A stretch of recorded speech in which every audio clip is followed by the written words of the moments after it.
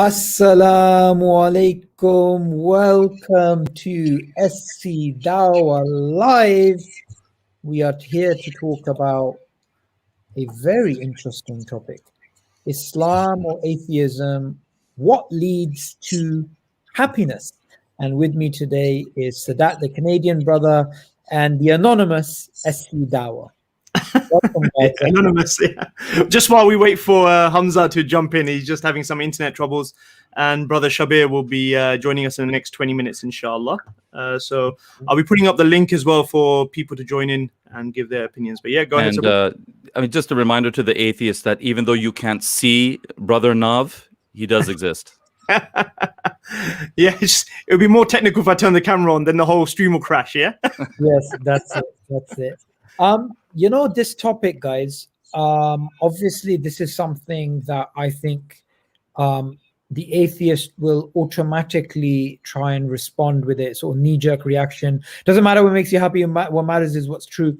The thing is, what I think is important to establish right from the get-go is we've spent plenty of time going over whether Islam is true or not. We've spent plenty of time going over whether atheism's rational or not. This is purely about consequences. Right? What is it that makes you happy, truly happy? And we're not saying because it makes you happy is true. We're just saying what is it that actually makes you happy? Because technically, even if the answer was no, that Islam doesn't make you happy, we would still believe, right? Likewise, if atheism is true, it doesn't make you happy, we'd still say, okay, fine, be an atheist. But this is purely about consequences, not about whether something's true or not. Yeah, that's true. Sabur, I was going to ask you a question, and that is about, I know we were going to bring this up a little bit later, but I thought as Hamza's not here, Robin Williams, the situation that happened. Do you know about that? Yeah. So he's the guy who I think it's worth pointing out for the younglings, because we're all a bit dated now. Getting old. We're getting old. So he was a big superstar from the 90s, right? And comedy was his thing. So Mrs. Doubtfire, Flubber, all these types of nostalgic films which youngsters are probably gonna be like, huh? What are you talking about? Oh, Flubber, like they don't know, they don't understand. I'll see if I can get a picture of him while you're carrying on. Yeah, go on, carry on. Yeah. So I mean, nobody really, today, the youngsters, they wouldn't really know exactly who we're talking about. But look, the main thing to take away is he had everything. Right, like Sadat. What didn't he have? Right, money, fame. Like, I mean, how famous was he when we were young? Yeah. I remember. What is it? Night at the Museum. Very famous. I mean, just any young person who doesn't know of him just has to look him up to confirm how big he was. And Sabur, what made it more tragic and shocking for people is that he was someone who made people laugh. He's someone who made people laugh. He cheered people up. Good point. Yeah. That's by the way, Naveed, what's called in the comment section, just put up anything that looks a bit like interesting in regards to him, because while saying his name, maybe somebody's going to recognize him. But you said he made people laugh, right? Now, that's interesting because sometimes the people who act a certain way, they act like they're the happiest, they're actually not, right? And his films were actually pretty funny. Like, I remember those as being sort of pretty funny. Also, sometimes, Sadat, this happens that, we think of people who are alive today, but we think of them almost like they have different objectives from the people that were alive 20 years ago or 200 years ago or 2,000 years ago. But actually, it's the same thing. All of these celebrities and even YouTubers and, Instagram stars, and what do people want? They want fame, they want money, they want status, they want influence, they want, relationships, sex, same thing, just same things, right?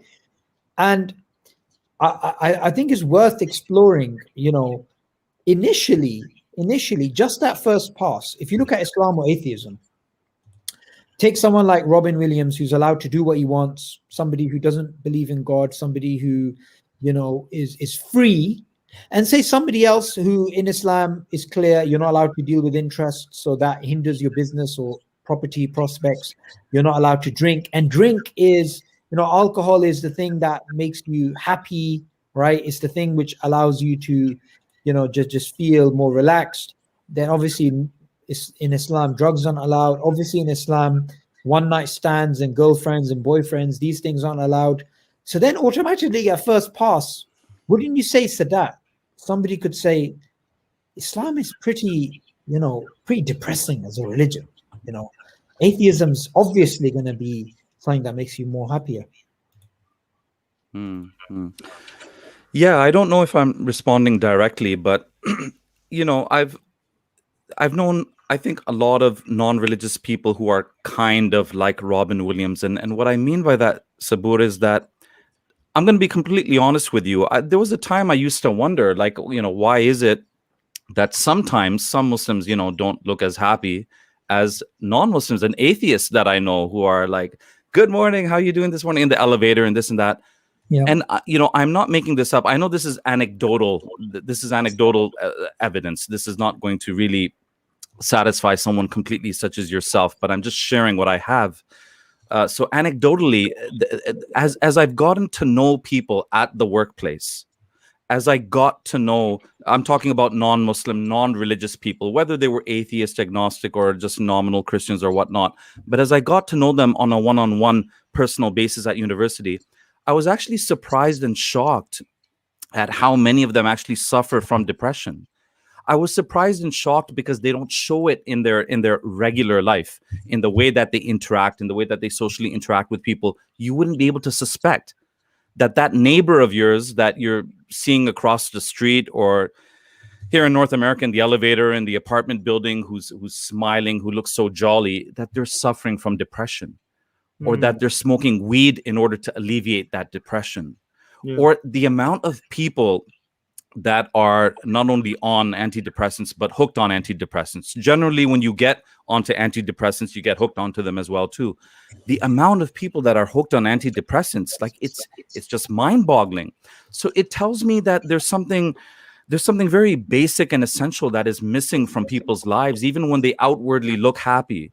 So in a way, Robin Williams' story, yeah, it is shocking, but looking back at it retrospectively, it kind of makes sense that people put on an exterior or a facade, and they might be able to make other people smile and laugh, but inside, they're frowning and they're depressed inside. So what is it that is missing from modern man's life? This is something everyone should explore, like regardless of whether you're Muslim or not, religious or not. It's a question worth exploring. That what is it? What is so essential to man's happiness that is missing from modern man's life? Yeah, and I like how you put it, that you don't know what's underneath the surface, right? You don't know who's on antidepressants. It's like, sorry, Sabul, to jump in. It's like, I don't know if you guys saw the thumbnail the brother made. Yeah, it's got Joker on there. Yeah. Have you seen the film Joker? The Joker, yeah. So it shows that, if you've seen that film, he shows that you can, act like you're happy and then you get depressed, but really you're going to lose it in the ending. Do you know what I mean? Unfortunately. And also, I think somebody mentioned in the comments, Jim Carrey, another comedian. Funnily enough. That's right.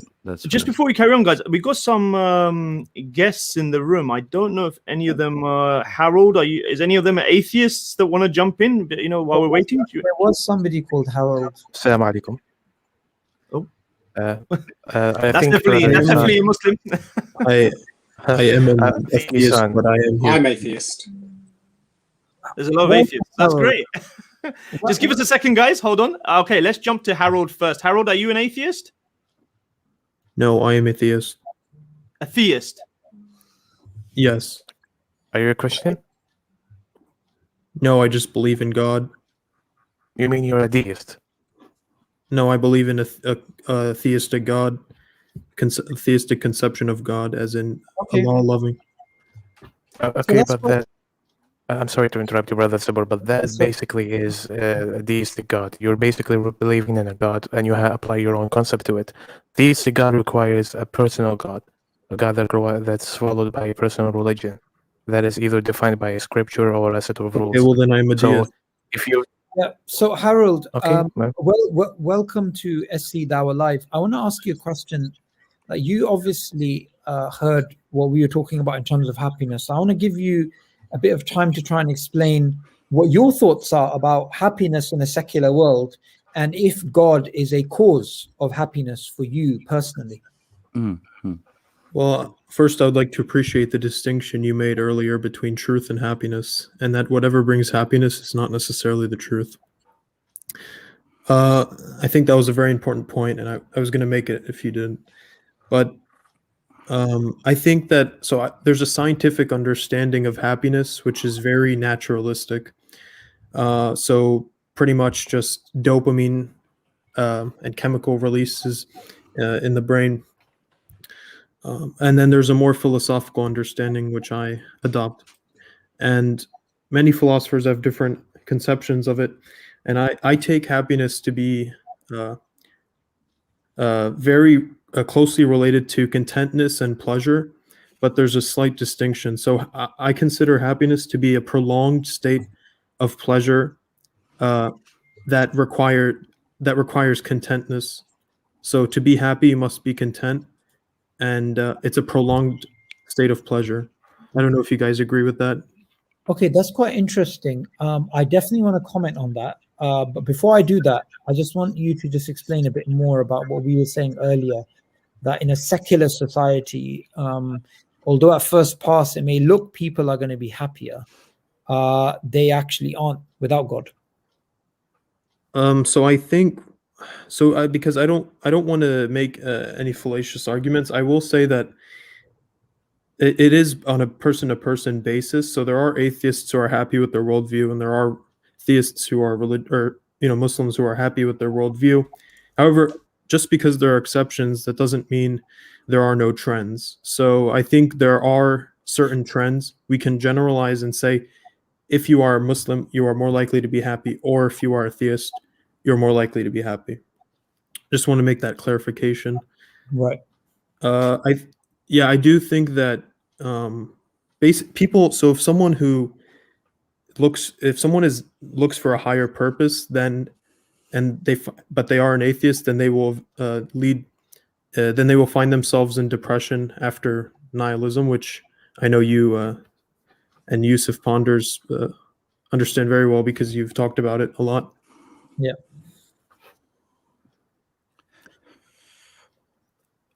Harold, yeah, sorry.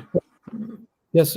Sorry, Sadat. What were you saying? Well, no, I just wanted to say that I also appreciate the distinction that Harold made between pleasure and happiness, because I can see how pleasure can be something more short-lived during the moment, whereas happiness is true happiness, at least. Peace and contentedness is a long-term thing. And I think a lot of people, maybe like Robin Williams, thought that if they add enough small pleasures together, they'll have happiness in their life. So to use the examples that Brother Sabur was giving earlier on, if they have enough moments of sexual pleasure, if they have enough moments of eating pleasure, if they have enough moments of holiday pleasure, if they have enough moments of driving a nice car pleasure, if you add all these pleasures together, what you'll have is a life of happiness. And clearly, we know from the examples of so many rich people, not only entertainment celebrities, but rich people overall, we see that that's clearly not the case. There are people who are not very well off who are very happy. There's people who have a lot of material things and they're not happy. So I definitely appreciate, I think, the distinction that you were making there. And another thing that I would add is that I believe that one of the reasons, and again, we make the disclaimer that Brother Sabur made, that the truth doesn't necessarily have to lead to happiness. You know, making you happy is not the only criterion of whether something is true or not. But I do believe that religion, I do believe that Islam in particular will lead to happiness. But I am to some extent willing to even extend that to theists overall, like people who believe in God. because I think that people who believe in God, if they also believe in an afterlife, I think they're less likely to suppress thoughts about death. They're less likely to suppress thinking about death, because for them, death is not as big of a problem as it is for a non-theist. Because for a non-theist, death would almost always inevitably spell the end of existence overall. So I think on an atheistic worldview, what you're left with is just pleasure, to be honest. Because to give a quick example, I mean, imagine an airplane that is going down. It's run out of fuel. Like the pilot has made the announcement, we only have 30 minutes left on this airplane before it goes down in the middle of the Atlantic Ocean. There's no chance of us surviving. So while the theist, might hopefully would start praying to God for a miracle or for forgiveness or for whatnot, the atheist, the only way the atheist can continue to enjoy this plane ride is if he completely puts it out of his mind that the plane is about to go down. So the atheist can try and say, okay, look, I'm still going to finish the movie that I was watching. Why not? I've got 30 minutes left. Let me finish the film. But how can he really enjoy that film unless he's able to put all remembrance of death completely out of his mind? So I'm going off a bit. I'm going a bit off of the topic here, but bottom line is that remembrance of God, I believe, does lead to peace and contentedness, and even the Quran says, "Ala bi dhikrillahi tatma'innul qulub." Is it not by the remembrance of Allah that hearts find rest? No, Yeah. I think. Oh, sorry, Sabur. Were you gonna? No, it's a carry on. No, but I was gonna say I think you made some really valid points, but I'd also want to say that that this, the pleasure that you were mentioning, these bursts of pleasure that atheists and also theists indulge in, tend to leave people and lead to sadness shortly after, which I find is interesting. Yet people seek this over long-term contentness, and which is happiness. And I was gonna say that I think with atheists, like, I don't know, Ihsan might rebuttal this, but because I know he's an atheist. But I think that there's a conflict, because all human beings yearn for spirituality and higher purpose, whether they admit it or not. Right? This is, even people find this in many different ways. Even atheists, most consider themselves spiritual in some sense. Yeah. So they're all yearning for this higher purpose, but there's a conflict, because when they have to believe in God, they know there are implications, and they'll feel like they won't be able to indulge in these temporary pleasures, which also in their minds bring them happiness. So there's sort of a conflict here that most atheists find themselves in, and I think this in itself leads them to depression. Yeah. So that's definitely something. That's something that we underline. However, what I really want to do is reach out to people who don't actually believe in God, atheists in particular, to join the live stream, because I don't want to be preaching to the choir. So theists amongst themselves discussing how atheists can be, depressed. Mm-hmm. I think Sabur, I think Ihsan might be an atheist. I don't know if PA is. Let's ask him. Let's have a look. PA, hello, is that Paul? What is his name? Paul Saul. Are you an atheist, my friend? You have to unmute yourself. PA, you there, my friend? Nope. Okay. Do you want to move on to Ihsan then? Just one moment, Harold. Oh, sorry. Who is that? Is that Ihsan? It's Ihsan. Yes, I thought. Okay. Shabur, you want to move on to him? Yeah. Go ahead, Ihsan. Hello. Hi. Yes, thank you. Yes, I am an atheist, and I'm interested in this chat. And there's a few things that are in my mind when you talk about what leads to happiness. I think the main issue is how do you define happiness? Because there's all different manners of criteria that you could use to define happiness. And I think first stage is being an atheist. I would totally exclude an afterlife, because It's not something that we're ever going to agree on. So whether you're happy in the afterlife or not, we should just not take that into considerations and just focus on the earthly life that we are all guaranteed to have.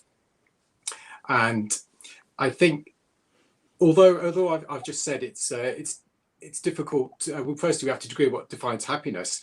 But there's an excellent video from Holy Kool-Aid called "The Blessing of Islam Debunked." And what he did, he took the 20 most Muslim countries and the 20 most secular countries, and out of the secular countries, they had a higher GDP, greater income distribution, lower corruption, greater press freedom, higher literacy rates, lower infant mortality, higher life expectancy, and especially a higher self-reported happiness. So people in those 20 most secular countries compared to the 20 most Muslim countries said they described themselves as being happier. So although these are proxies, so they're not exact. Sorry, Ehsan, 1 second. I just wanted to add a little, because you dropped in a plug there for another channel. I just wanted to deplug that by saying 1 second, the 20 secular countries that we're referring to here, and the Muslim countries, which are supposedly less in terms of GDP and all the rest, just for everyone else to just show how ridiculous this plug is, we're forgetting colonialism. So, when we look at the... Oh, sorry, what's that? I thought you were an atheist. Up again. I thought you were an atheist, but you said, "Oh God." I am an atheist, but that's right. That's just a frustration statement. I really don't think colonialism is relevant here. Sorry, Ehsan. We don't. I mean, look. If you did a plug, then I can do a counter. Right? Please, I'm really sorry. I didn't want to make a plug. I just wanted to give evidence. No, one second. Ehsan, just relax, yeah. Sure. You shouldn't get triggered that easily, because it gives away a different sort of psychological disposition you may have. So when it comes to saying, okay, GDP, and then giving out stats and plugging another channel, there's a few things wrong with that. Firstly, what makes you think GDP equals happiness? And what's funny is, 1 second, what's funny is prior to this, you said what we need to do is we need to define happiness. Now, before we even went into definition, you automatically went forward and you actually started equating GDP with happiness, and then starting to giving some actual stats for that. So there's already a few contradictions, and I want to sort of challenge those before we get into you doing more plugging for another channel. Okay. Can I explain? I just want to make a few explanations. Firstly, I wanted to just make a few points in the first statement.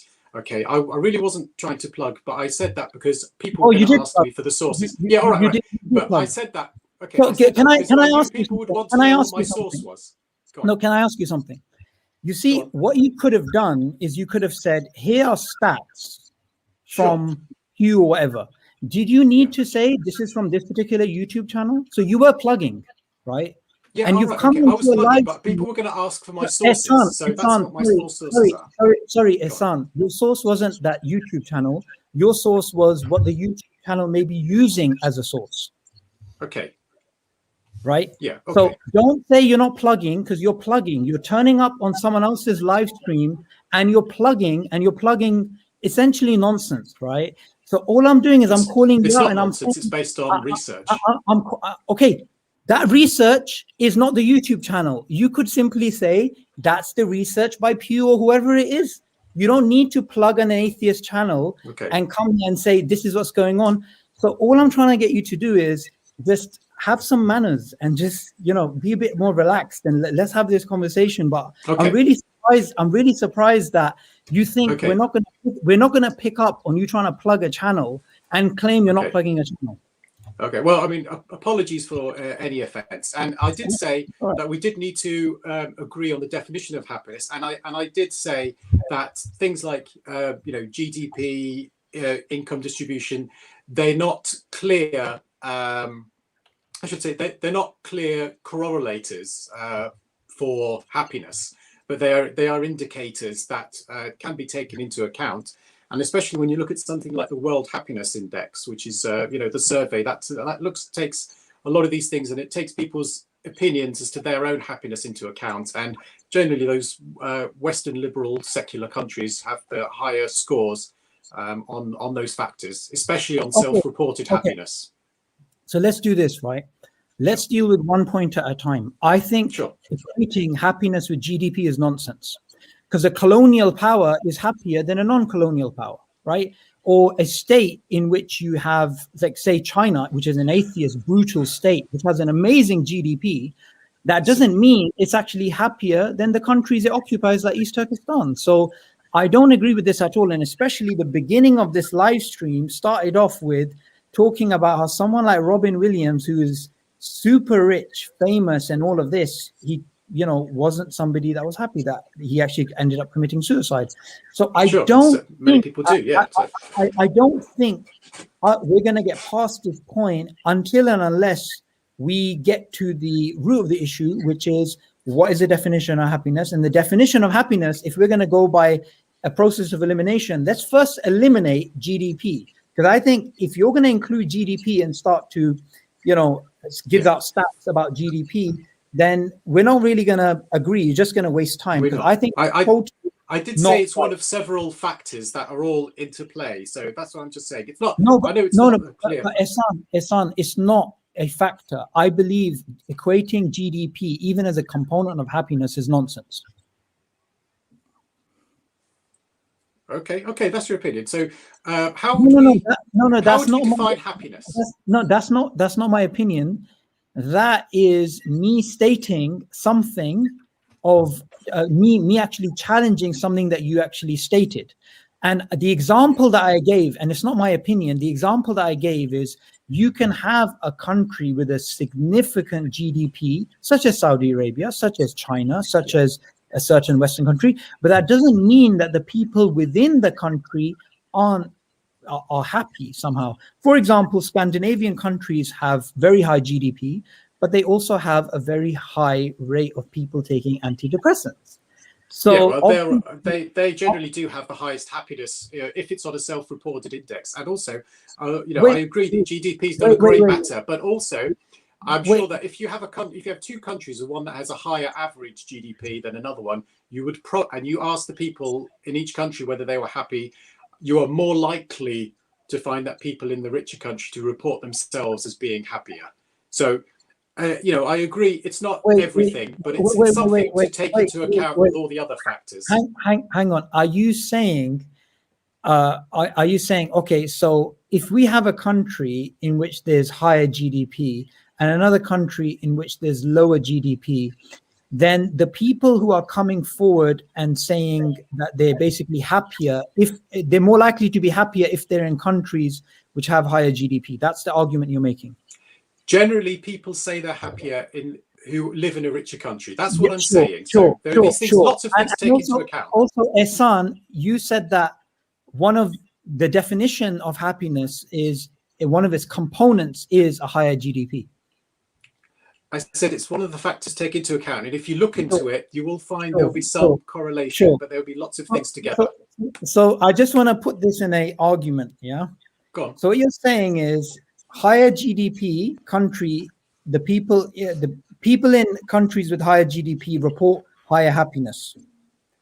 That's what this trend shows on the World Happiness Index. Oh, yes. That's fine. But you're also saying GDP is one of the components of what makes you happy. Do you realize the circular nature of your argument right now?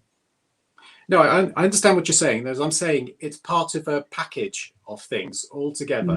So and I'm just saying that although it's that's true, the second correlation premise. Does not equal causation. That's true. And as I said, GDP is one of the factors. We're past that. What I'm trying to get you to do is, do you realize the circularity of your argument right now? Yeah, I understand. I understand what you're trying to say. Not what I'm trying to say. I'm saying directly. Not trying to say. I'm saying directly. You're using a circular argument. Okay. Well, what I'm saying is that the two things. So GDP is just a factor, and lots of things that if you looked into it, you would find. Ehsan, you're repeating premise 2. What I'm saying to you is, you've just made a circular argument. Do you realize you made a circular argument right now? I can see it sounds like a circular argument, yes, but what I'm trying to say is I want you to recognize you've made a circular argument. All I said was that if you have generally countries that have a higher GDP, as I've said multiple times, it's only one of the factors involved, and it may have sounded like a circular argument, but it's one of the factors amongst many. Ehsan, look, I have a serious problem with atheists, right? I think atheists are very arrogant, right? I think you're being very arrogant right now. You're not recognizing. Okay. I just caught you out using a circular argument. All you keep doing is either repeating the premises which I laid out to you, or saying it sounds circular. So I'm going to repeat myself. Do you recognize you just used a circular argument live on a stream with hundreds of people watching, and you're refusing to call it a circular argument? Do you realize how arrogant that makes you sound right now? Okay, well, look, as I've said, look, it's not a circular argument, because if you have two things that are maybe correlated together, inclusive things. And all I've said was there's a general trend that people in more richer countries. You're not admitting that it's a circular argument that you just used. No, because I may have not explained it well. But what I meant was. Go ahead. I've said it already. So. Go ahead and explain it again in a non-circular way. Because I gave you the two premises that you agreed with, and I showed you it's circular. You keep saying it sounds circular. So I'm going to give you the mic for the next, say, 10 minutes. Explain to me how it's not circular. You can't give it to him for 10 minutes, but I'll give it to him for about 5 minutes. Look, this is very important. Like, I truly believe atheism is toxic for morals. I truly believe. I believe it is, because morality is an illusion. Well, you can believe what you want, but believe me, I've debated on morality a lot, and I don't think I can take a lecture on morality. You've continuously been wrong, Ehsan. Okay, but what we need to recognize is morality from an atheist perspective is just an illusion. It doesn't actually exist. There's no such thing as objective morality. No, you don't have objective morality either. What's happening right now? What's happening right now is you just got caught out. And the only reason I caught you out, I'll be very fair, is I don't like somebody jumping onto a live stream and plugging another channel. If you ask for permission, no problem. But to jump on a channel and say, as I said, I was just giving you my sources. So if you want to, hammer on, if you want me to just make my point, I can. Ehsan, can I ask you a question? Are you a doctor? Yes. Have you written any research or read any research papers? I've written research papers, yeah. Okay. In your references of a research paper, do you put down a YouTuber or do you put down other research papers? Well, those are proper research papers. It's not a YouTube chat, so it's not a reference. It's not a reference. So what you basically did is you tried to plug a channel. I caught you out. Then you got caught out using a circular argument, and you refused to say it's a circular argument. And this just goes to show again how atheists are just arrogant, and they simply can't admit they're wrong. If I'm wrong, Ehsan, I'm so happy to say, do you know what? I'm wrong. You can go to my channel. Yeah, I would say I'm wrong. I wouldn't say I'm wrong, but I've just tried to. I've tried to explain that about 20 times. Ehsan, you're refusing to admit you used a circular argument. You're so arrogant. You just simply can't say I'm wrong. You could just simply say I am wrong for using. I perfectly admit. I say I'm wrong if I have been wrong. So are you wrong about the circular argument? If I made a circular argument, I'd admit to it. If I made a circular argument, okay. Do you know what? Sabur, you wanted to give him some. Hold on a second, Ehsan. Sabur, you wanted to give him some time to explain it. I don't know if you want to give that. Yeah, but Ehsan, I don't want you to. I don't want you to waste your time doing anything else other than defending how you're not using a circular argument. So go ahead. Okay, right. I think for the final time, because we've been on this for a bit. All I said was, if you look generally, countries that have a higher GDP. Tend to have happier people, and as I said, we all know correlation does not equal causation. So that's what I've been trying to say. So and yes, GDP does not equal individual happiness. It's one of many factors you could look into, but there are other particular factors, in particular the self-reported happiness, which tends to be higher amongst the 20 most secular countries compared to the 20 most Muslim countries. You've just shown me just how arrogant atheists are. Again, you just I'm only one person. You can't be bothered. You can't be bothered to actually just be honest and say, I'm wrong. You can't be bothered to move on to another point because I don't think you've got another point. I'm sorry for joining a live stream and plugging someone else's channel. I'm sorry for using a circular argument. I'm sorry for wasting time repeating myself rather than actually when I gave you time to. You're wasting time because you're going over the same point. About 20 times, because one second, Hassan, because what I'm trying to do is whenever I meet an atheist and they are trying to make an argument, I try to break that argument down into a logical form. Now, what you want me to do is you want me to swiftly move on, but I'm not going to swiftly move on. When I see a philosophical circular argument, which I'm used to seeing in my everyday to-day training, I'm going to point it out. Now, if the person turns around and refuses to admit it's a circular argument, then I'm going to carry on. So that's why I'm actually doing this. I'm not doing this simply. You can waste your entire stream just on this one point. We can carry on. No, I'm not. I'll tell you something, Hassan. I haven't wasted the stream because I've shown the hundreds of people watching how arrogant atheists are. Well, I'm just one person, so you sorry, can't really I don't want to generalize that. I don't want to gang up on Hassan, but I do have to be intellectually honest. Your premise is completely wrong, man. Seriously, like, okay, if the wealthiest nations have the most happy people, well, that fluctuated throughout history. During the Islamic Golden Age, the Islamic Empire, for instance, because I'm just showing you why your premise is completely wrong. Theistic nations in the past were by far the wealthiest nations at their time, and would they have the happiest people too? So now, secular and religious nations. If they were the richest at the time, they would have probably been able to give their citizens a higher quality of life. Exactly. So, but the question is, does atheism or Islam bring the most happiness? And you're not arguing for either then.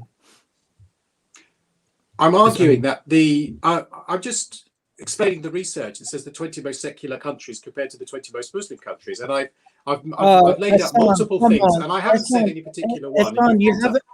Harold's making a simple point. Sure. He's saying your argument is contingent upon current facts.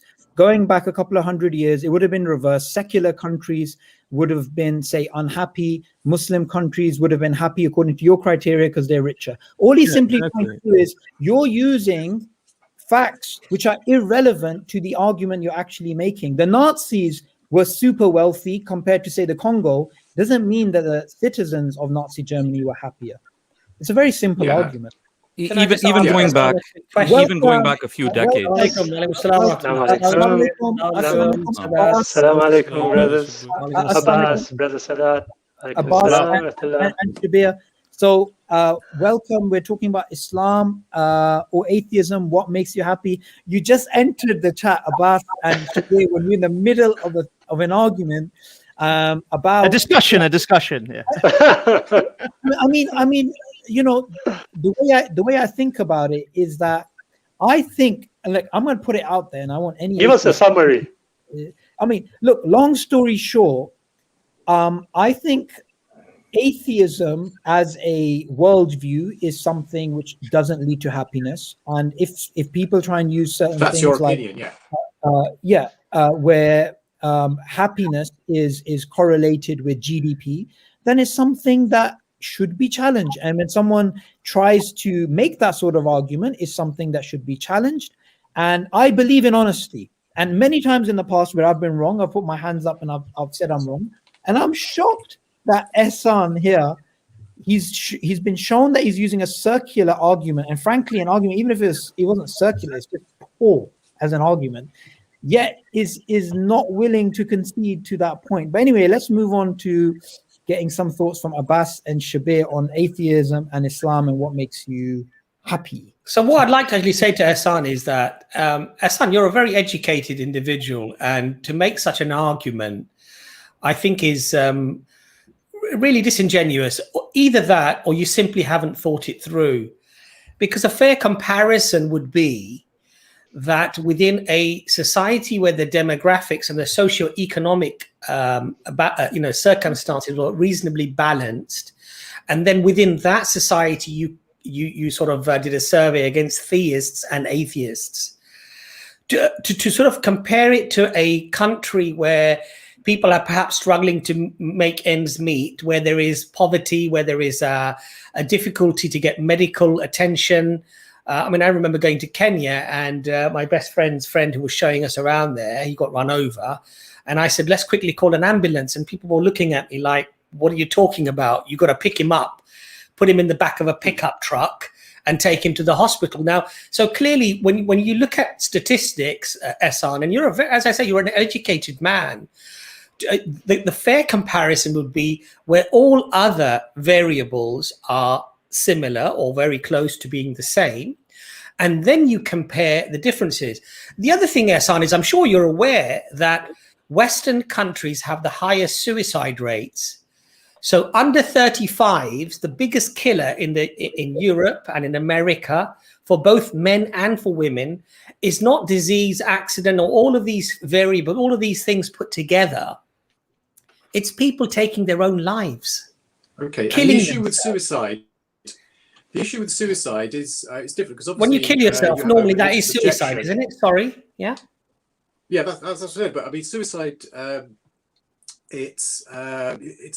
It has religious connotation. So generally, people who are Ehsan, that's ridiculous. I'm sorry, that is totally ridiculous. Ehsan. How is that ridiculous? Isn't it against? Because the statistics actually show. Because the statistics actually, since you're quoting statistics, the statistics actually show there's less depression, there's less suicide, and there's less mental illness for people who believe in a creator. The thing about suicide is you have the religious objection. So religious people aren't going to commit suicide, but that doesn't mean that they are happier as a result. I've listed other things as well. I've listed mental illness. Mental illness and suicide actually is mental illness. What's the evidence for the mental illness quote? Because I'll Google it. But the fact that you're in the medical field, I'll find the study for you. Well, I don't know. Googling it would make much more sense than quoting a YouTuber. Sure. I don't know. I'm not sure why you were laughing. See the evidence. Well, I'm not sure why you were laughing when Abbas was pointing that out, because he said what he did is be humble and say, okay, I'll look up a reference, I'll give it to you. So why are you laughing at that? I just find you extremely I just asked for evidence, that's all. Ehsan, what Sabur is saying that you were laughing at Abbas because he's going to Google something, but you were referencing no, because YouTube he just made a statement. It's the same thing. I thought he was going to give it's the same thing. So. Yes, but I thought it was after some evidence for that statement. No, Ehsan, to be clear, yeah, you laughed because he's going to Google it, because he didn't know, whatever the case, where he's going to go to Google to reference it. You were referencing a YouTube channel a moment ago. You have no legs to stand on when it comes to that. Be fair. And also, not all Google is the same, because if you're Googling an actual study done by a university, then it's not the same as Googling it with Dr. McCullough, who tells you that, taking an enema is good for you. They're not exactly the same thing, Ehsan. What do you have against Dr. McCullough? Leave him alone. Brother, can I just? Yeah, go ahead, Brother Shabir. So, sorry, brother. I just heard my dear, handsome brother Abbas say that Ehsan, brother, you are a doctor. Is that correct? Yes. Oh, okay. Brother, yes. The title of the stream is obviously which one leads to happiness, atheism or Islam. Now, the position of the position of the Muslim is very clear, that a creator gave us guidance and we adopt that guidance in our daily lives. And as the Quran very clearly confirms, and maybe a brother has already mentioned it, the Quran clearly confirms how you obtain peace and contentment. Obviously, definitions of the words happiness, peace, contentment have to be established. But we have a clear route from start to finish, adopting the guidance contained in Islam. Now, for the atheist, please tell me if I'm wrong in any way here, but it is like saying ours is not how and why. We are mere atoms and we will die. Do you subscribe to that? Okay, I mean, obviously you got your, religious views. Which you No, share no, no, amongst no. your, Sorry, Hassan. I do apologize. I'm going to interject. I've asked you a question. Yeah, Do I'm you just about to answer subscribe it. to this? Go ahead. If you're an atheist, then you're not convinced by the evidence of God. So most like to, yes, it's true that you just there is no supernatural. So we're all biological organisms. Yes. Oh, okay. I mean, look, it may sound like I'm coming back to it, but to be honest with you, Hassan, you are trying to respectfully squirm out of what I just asked you. I'm going to ask you try again. to answer it as best as I can. So go on. No, not a problem. Then I take that back. Okay. Ours is not how and why. We are mere atoms and we will die. Do you subscribe to that? We will die. Yes, we're all going to die. I've never doubted that. Okay. I'm going to ask you one final I don't believe time. in an afterlife. No, I don't believe in afterlife. So when we die, Okay, Hassan, ours. Yeah. Okay, ours is not how and why. We are mere atoms and we will die. Do you subscribe to that whole thing that I'm saying? I've said it already. Yes, we are all atoms, and when we die, we will cease to be living organisms, but our atoms will probably carry on in different forms. Okay, so if I'm merely an atom and the arrangements of the atoms have allowed me to go and rape somebody, what is wrong with that? Well, that's against somebody else's morals, as well against our morals. Sorry, son. Sorry, son. I do apologize. I'm going to cut you. I said the mere arrangement of atoms. And obviously, atoms will precede any kind of moral standing, yes, because they are at the very core of any being or anything else, rocks and stones. So if the mere arrangement of atoms has led me to rape somebody, what is wrong with that? Well, I mean, I've already had a long chat about morality, and no, I'm asking you. I'm answering you. I'm answering you. Okay, go ahead. So go ahead. We are all an arrangement of atoms. That's true. But as an evolved higher species, we have ability to think. We can empathize. We can know what activity causes other people's harm, and so we know what to avoid and what to do. So that's okay. It's not just a case of we don't. I'm not going to treat somebody else as another. In the same way that I would treat a rock or something, because I've got empathy, which is what happens when you're an advanced evolved species. Excellent, Dr. Hassan. There's only one problem with what you have just said. If I now have the ability to fully appreciate and understand that I'm only a mere arrangement of atoms, and as such, whatever action I undertake is purely based on my atomic arrangement, is there any problem with that? Yes, because you should be able to show empathy. So, I mean, if I asked you... No. Why should I be... No. Sorry, Hassan. Why should an atom show empathy? An atom doesn't show empathy because an atom is just... Excellent. A mere arrangement of atoms... Sorry, Hassan. A mere collection of atoms, should they show empathy?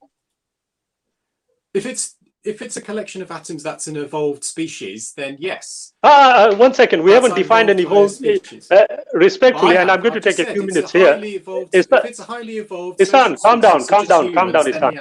Look, but if it's an arrangement of atoms like a rock, then it's not going to. Okay, so you are making a distinction between a living entity and a rock? Yes. Okay. What's the difference in the arrangement of atoms? Sorry, 1 second. What's the difference in the arrangement of atoms between a living entity and a rock? Do you really want me to explain that to you? Yeah, okay. No. It's very simple. What's the difference? The difference between a living organism and a rock is that... at the atomic level. At the atomic level. At the atomic level, it's just a case... It's still the same chemical bonds, and the physical forces holding them together. But when you take into account the greater complexity between them, then you could see that you have You have power of empathy. You have people of understanding, be able to relate to other people. Dr. Hassan, ask you. So if you look, I think Shabir yourself, with all respect, I think you're an arrangement of atoms, just like I am. I don't see you any more or less than me. And whereas I would certainly see a rock. Yeah, right. From your perspective. Excellent. From your perspective, I totally agree. I'm an arrangement of atoms, and my atoms being the superior element as opposed to my higher level evolved understanding, decided to commit an act of rape. Do you agree? Sorry, can you repeat that point? It's the same one that I've just said it, but in a different way. Sorry. Yeah, can you all right, okay. Let's go again. I want to make sure I understood this layer. Not a problem at all, Doctor. You said that you look at me and I'm merely an arrangement of atoms like you are. So I said to you, excellent, I can agree from your perspective as far as that angle is concerned. I'm merely an arrangement of atoms. And the atoms, because they precede this idea of, a higher level of evolution to the extent that we empathize, yes? Because if we were to make I'm explaining. If we were to make a distinction between the two, you will have to agree with me that the atoms preceded this evolution and reasoning element. And if that be the case, the primal instinct of the atoms took me over and I committed an act of rape. Do you disagree? I disagree, because there's no evidence of primal instinct of atoms. All the atoms do is bond and perform chemical and physical reactions. Whereas, thank you. Once you're, of course, into something more complicated, then you have the neurons and the functions of the brains. Right. Okay. Shabir, can I just say to you? Can I just ask you? No. Just before you do that, I don't respectfully. Because you barrage me with questions, and I want to reply. Not at all. I've asked you only one question, and no matter which way you have gone, I brought it back. And I'm going to ask you, based on what you have said, and I just followed your reasoning, because I made my stance very clear that as a Muslim, I take the guidance of the Quran in totality, and it tells me where I go. Okay, but from the atheist perspective, I asked you, ours is not how and why. We are mere atoms and we will die. You accepted that. You said yes. I said the arrangement of atoms that I have compelled me to commit an act of rape. Do you agree? You have tried your best not to say yes, despite knowing that the actual answer is yes. However, I will be a bit flexible with you, Doctor, and I will ask you this. I made it very clear to you, what is the difference between the arrangement of atoms of a rock and the arrangement of atoms in a living entity? What is the difference? If you are going to tell me, well, we are something else other than the arrangement of atoms, then I want you to tell me, okay, you know what, Shabir, you are absolutely correct. Rocks are composed of atoms and molecules. Yeah. Human beings are composed of atoms, molecules, but there seems to be a very, very distinct difference. And I'm sure you will agree with that. It's due to complexity. Excellent. 1 second. Which is coming right. That's fine. Right. Excellent. But if I follow your logical reasoning to its conclusion, you can't deny me the right and the ability to state in no uncertain terms to you, I have evolved to such an extent that I know that it is actually only my atoms rearranged in a particular way that allows me to commit acts. And in this instance, an act of rape. Mine is a higher level of evolution. Do you disagree? You are a higher level of evolution than a rock, yes. No. I didn't say that. Dr. Hassan, I don't know whether it's just selective hearing or what, but I'm asking you in such simple English, respectfully, I mean this. I asked you very clearly that I am in a position where, now I'll slow down here. I have a superior evolved understanding of life to the extent that I know now that it is merely an arrangement of my atoms that have allowed me to commit certain acts. And in this instance, it was rape. Do you disagree? If you have the evolved ability to empathize and act, then you should know what you'd be able to understand what the consequences of your actions are. So you Dr. wouldn't be able Hassan, to. Dr. It's Hassan, not your primeval matter. Oh, right. So you do accept about a primeval element. Okay. Let me just ask you this, Doctor. No, what I'm do you saying to specialize all the atoms do is just arrange. They follow their own processes. But when you have something that's more Right. highly intellectual, which is a composition such as the brain, then it's much more different. I could say to you, do you ever look at a Ferrari and think, that's a beautiful car?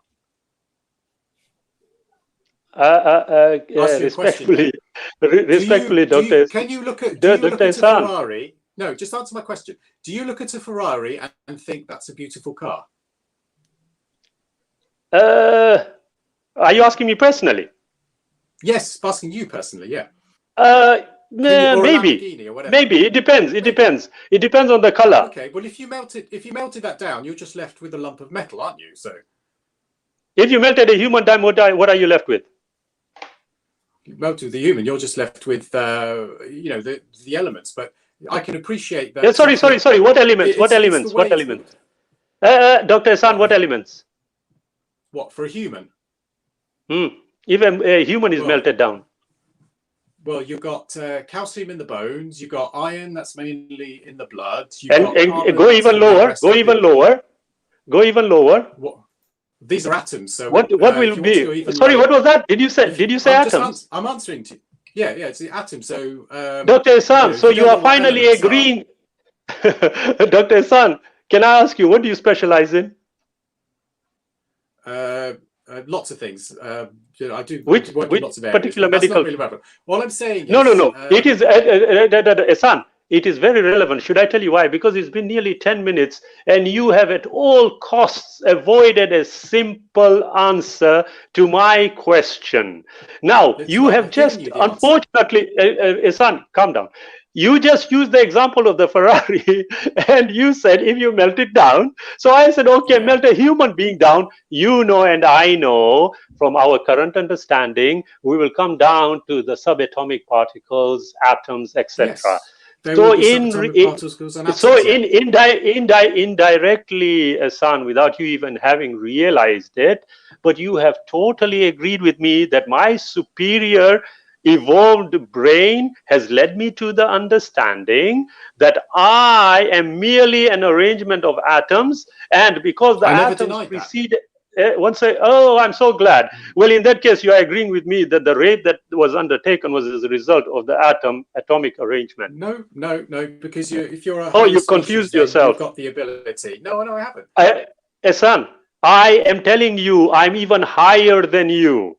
To the extent that I know. No. You think that. Look, I want you to demolish what I'm saying or disagree. I'm saying to you, if I follow your line of reasoning to its conclusion, I am telling you now that if I am an evolved species, I am saying to you very clearly, and you, despite trying to deny it, have to agree with me, that I have reached a superior understanding, more so than you, to the extent that I know that I'm merely an arrangement of atoms, and as such, that particular arrangement has led me to commit an act of rape.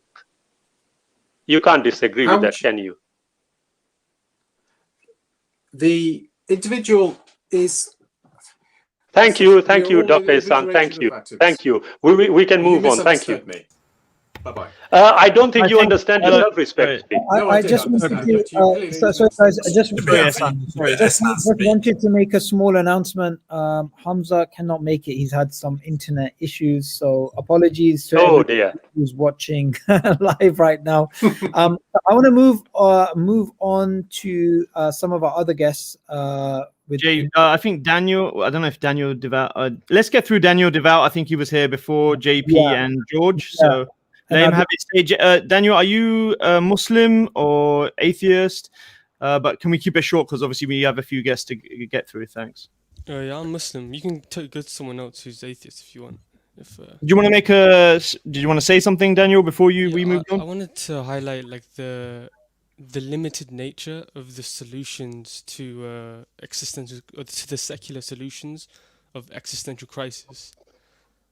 It's I feel like religion gives a way more expanded solution to what we see as an existential crisis, but where secular approaches are always so limited. I wanted to put this in there with that which the atheists on the panel could respond to. Just wanted to put that in there. Okay. Well, we'll try to do that, but I think we need to let George speak as well, Sabur, before we do that. Because is that okay, Daniel? Thanks, man. Brother Sabur, you're on mute. Okay. Hi. Good evening. Good evening, all of Good you. evening, George. Well, it's nice to see you again and hear from you. It's very interesting, the topic. Actually, I have nothing to say.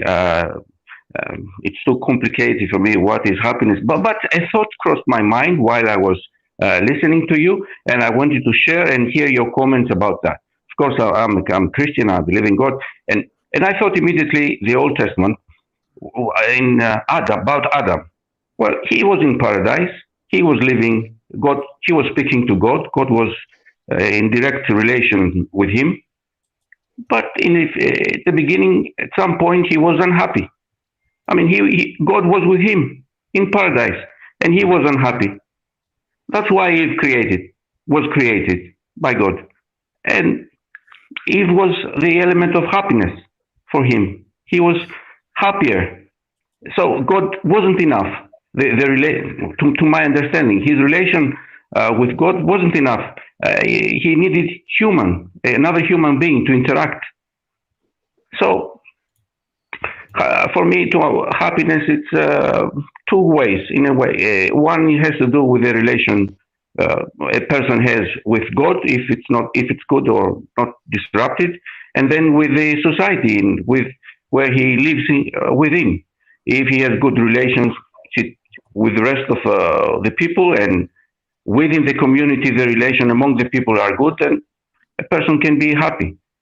It doesn't matter what religion he is, or people were happy either as atheists, as pagans, and they were unhappy regardless of their religion. I think most important is because of their relations among us here on earth, and then in another level with God. And God is merciful and understanding. People aren't. So that's my thought. Just a thought. Nothing else to say. Yeah, just a thought. Thank you, George, for those thoughts. Sadat, I'd like to get your perspective on what our friend. If you don't mind, before Sadat comes in, can I just give George a verse from the Quran about?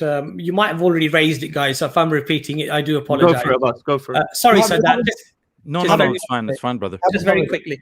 So, George, in the Quran, in chapter 13, Allah says in verse number 28, that those who believe and whose hearts find comfort in the remembrance of God, surely in the remembrance of God do hearts find comfort. Those who believe and do good, for them will be bliss and an honorable destination. So Allah makes this very, very, very clear that if you remember the Creator, and Dr. Imran actually was saying something about when people feel very dissatisfied, as a doctor, as a medical doctor, he gives them a list of things that they are grateful for. And when they start listing all the things that they should be grateful for, their eyesight, the fact that they have limbs, that they're walking, that they have a house over there, a roof over their head, that they have food, they actually start feeling better. In other words, gratitude is linked to one's happiness. Now, I don't know, Sabud, you've done quite a lot of evolutionary, analysis and what have you. I don't know whether you can explain gratitude having a consequence of this feeling of well-being, and whether that can be explained truly from just simply a mechanical function of, or whether it perhaps it doesn't have that explanation. But George, in the Quran, Allah mentions this over and over again.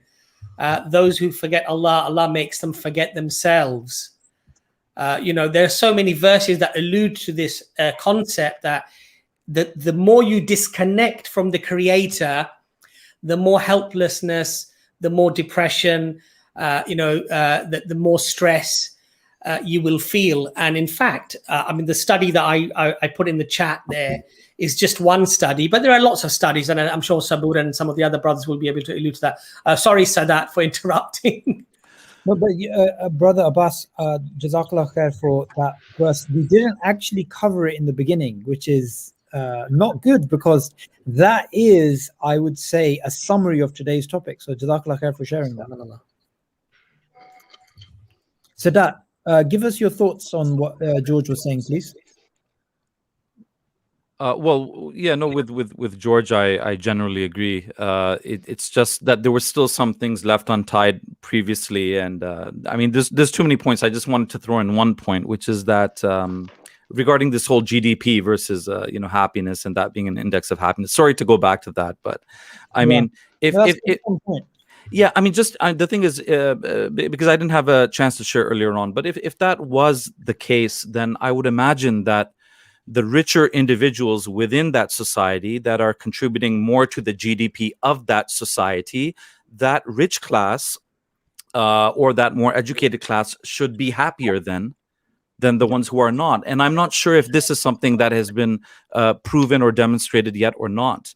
The other thing is, we can also compare, rather than just comparing secular countries to non-secular. How about comparing secular countries to secular countries? How about comparing the US to the US? So, for example, in the U.S. from the 1940s to the 1970s, the GDP went up, but so did the depression rates as well. Interesting. So how are you going to explain that? China, obviously, the GDP has gone up in the past half century, but so has depression. And when they talk about this, comparing secular with religious countries, the thing is, I mean, China is a very big, notable exception. That's something that's very big to just simply overlook. Another thing that was very telling was when that gentleman Ehsan, when suicide was brought up a couple of times and the higher suicide rates, he said, well, suicide is something that has kind of a religious connotation. In other words, it might be bad to you. It's not necessarily bad to me. It's not necessarily a problem if unhappy people are offing themselves, right? But I imagine that if we were to resurrect those people who committed suicide and ask them exactly how happy they are, it probably would not, pass the happiness test. That's a very good point. But no, with Brother George, from what I caught there, I mean, I think we agree, unless I missed something. I mean, we are social creatures, and we are creatures connected with our Creator. We need to have that remembrance of God in our life. Yeah. And can I sorry, Brother Sabur? Yes. Can I just can I just say to Brother George, how are you? Are you okay? Thank you very much. Excellent. You know what, brother? In the Gospel of Matthew, chapter 6, verse 19 to 21, I'll just read this verse out because I think it is quite pertinent to what we are discussing. Do not lay up yourselves treasures on earth, where moth and rust destroy, and where thieves break in and steal. Lay up for yourselves treasures in heaven, where neither moth nor rust destroy, and where thieves do not break in and steal. For where your treasure is, there your heart will be also.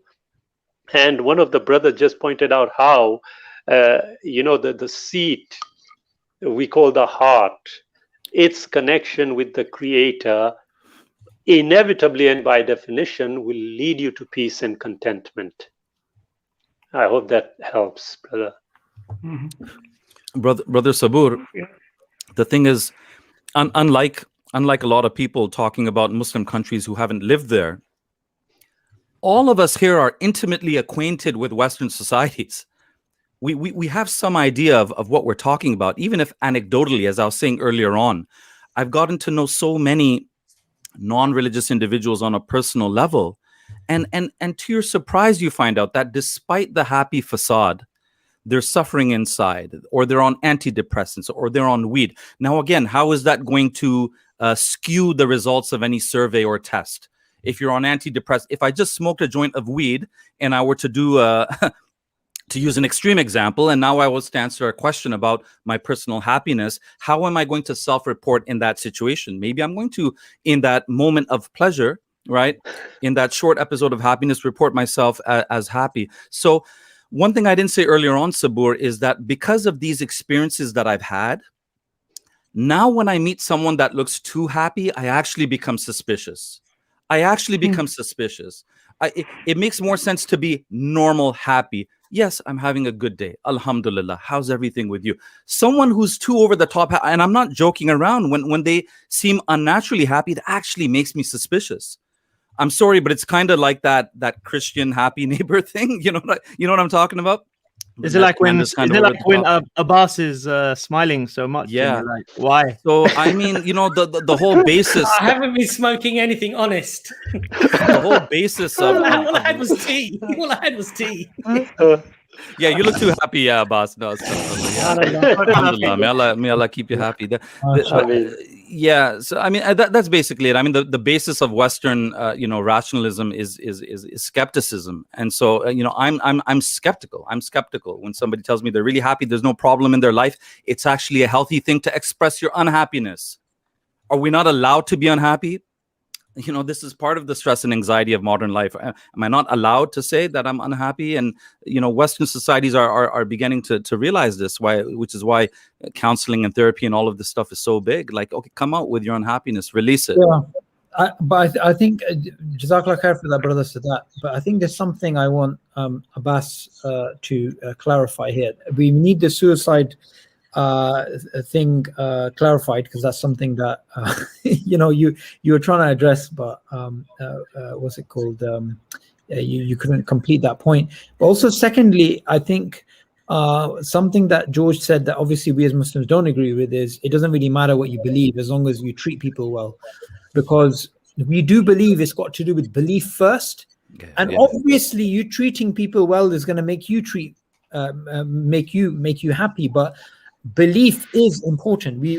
That's where obviously we disagree with our friend George, that yes, belief is also important. It's not just the way that you treat other people. So Abbas, maybe you can give a few thoughts on this. Well, you see, the thing is that, and I use the example that Imran sometimes uses about good or about being happy, or the outwardly expression that somebody may see of goodness or of happiness. If we saw somebody who seemed very happy and they seemed very good, they did a lot of charitable work, they helped lots of people, they were flying all around the world.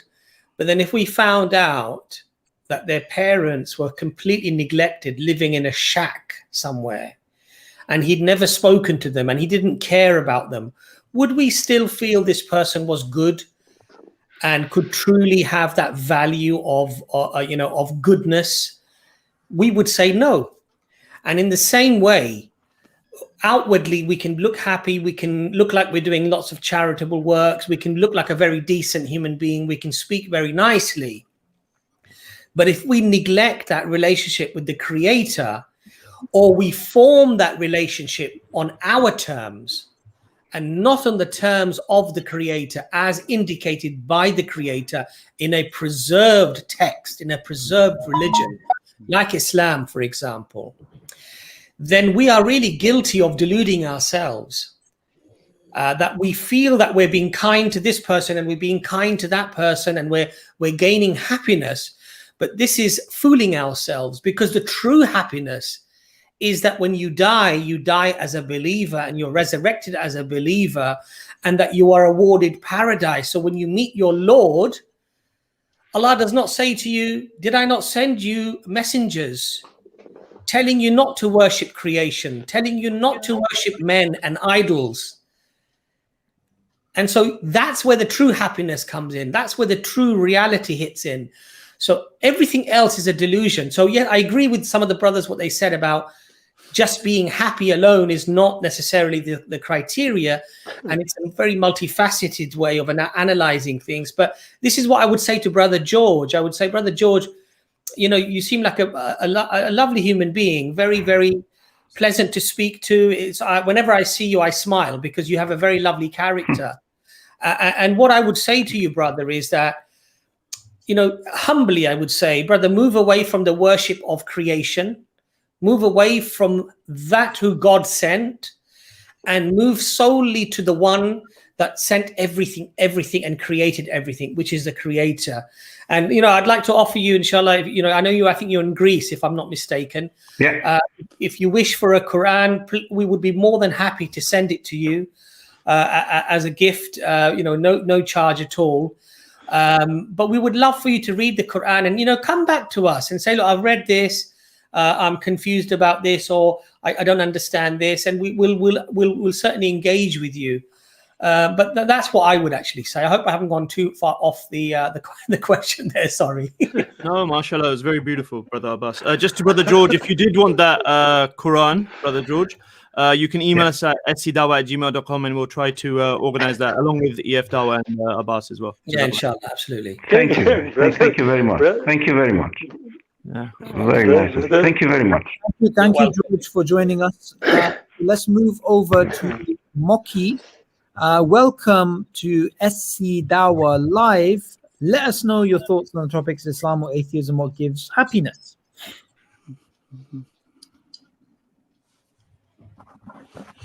Moki, you there?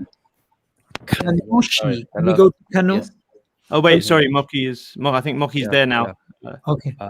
I'm also a Muslim. I just Okay. wanted to ask. I just wanted to ask about Allah Subhanahu wa Taala misguiding people and then punishing them afterwards. I'm just confused about that a little bit. Okay, so just a quick way of answering that question, because it's not related to the topic. Yeah. There's no such thing as Allah misguiding someone and punishing. That's impossible. And that's nowhere in Islam does it say that Allah misguides and punishes. Allah guides those who seek guidance. Allah guides those who deserve it. Allah misguides those who do not want to believe and actively reject the message. And based upon that, then Allah punishes and Allah rewards. So Allah's punishment and reward is not linked to Him predetermining other people to go to paradise and hellfire. Is dependent upon their choices that they actually make. So Islamic theology never ever accepts the idea that Allah just directs people towards misguidance and then sends them to hellfire, and directs people towards guidance and then gives them paradise. No, it's a human being's choice to accept guidance, reject guidance. And Allah says in the Quran, the truth is from your Lord. Whoever wants to believe, let him believe. Whoever wants to disbelieve, let him disbelieve. So that's the classical Islamic position. And I think, Sabur, the other thing is that Allah says that Allah leaves them in their misguidance. Allah leaves them in their blindness. And Allah mentions that the illness, the cancer of arrogance, of takabbur, of being arrogant in the sight of God, is something that bars that individual from gaining guidance from Allah subhanahu wa ta'ala. So in reality, what they do is they simply reap the reward or reap the harvest of their corruption within their own souls and their own hearts. It's not Allah who misguides them, but they are misguided because they have rebelled, and the rahmah, the mercy of Allah of guidance does not reach them then. So this is the correct, I think, if I'm not mistaken, if brothers would correct me if I'm wrong on that, but this is what I understood. I think it's very important as well when we speak about the topic of happiness, because someone would say, well, Allah decreed somebody to be miserable. No, that's not true. Allah actually has decreed for each human being to make choices that they can actually make. So, when Allah invites, Allah says that He invites to the home of peace. And Allah says in the Quran, "O you believe, respond to the call of Allah and His messenger, that which gives you life." So Allah's calling to life. Yeah. Allah's calling to happiness. Allah's calling to what He Himself says is contentment. Right?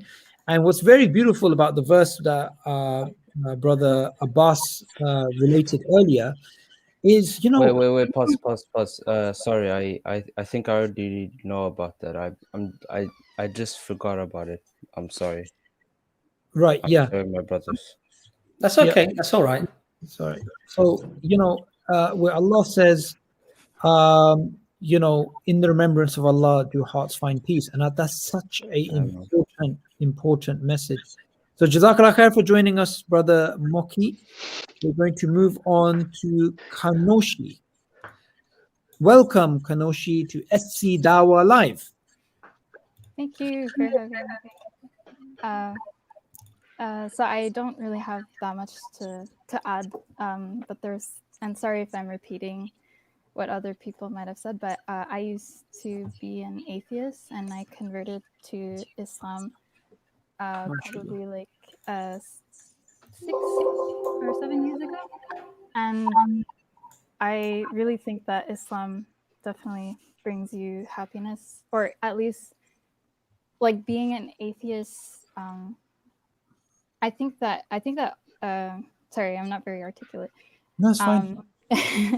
So when, maybe if I explain it like this, when I was around 12 years old, I was an atheist. I decided that I was an atheist, and I realized that, like we're only, as Shabir was saying, we're only like made out of atoms and empty space, and everything else is literally just opinion.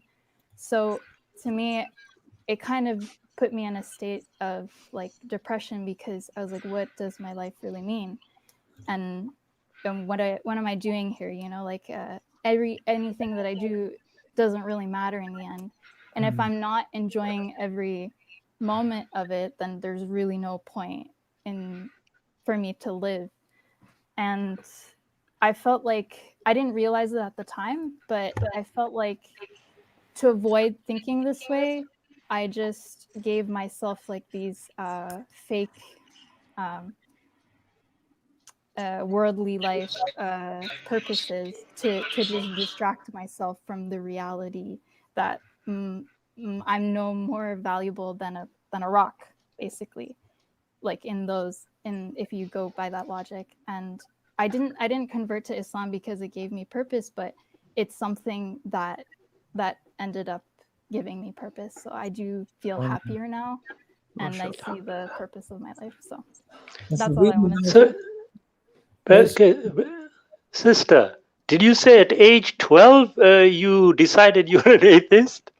Yeah, because I live in Canada, which is not high GDP. Like it's a ranked high GDP country, and I'm not the only person I knew who was depressed. Like I knew many people who were depressed.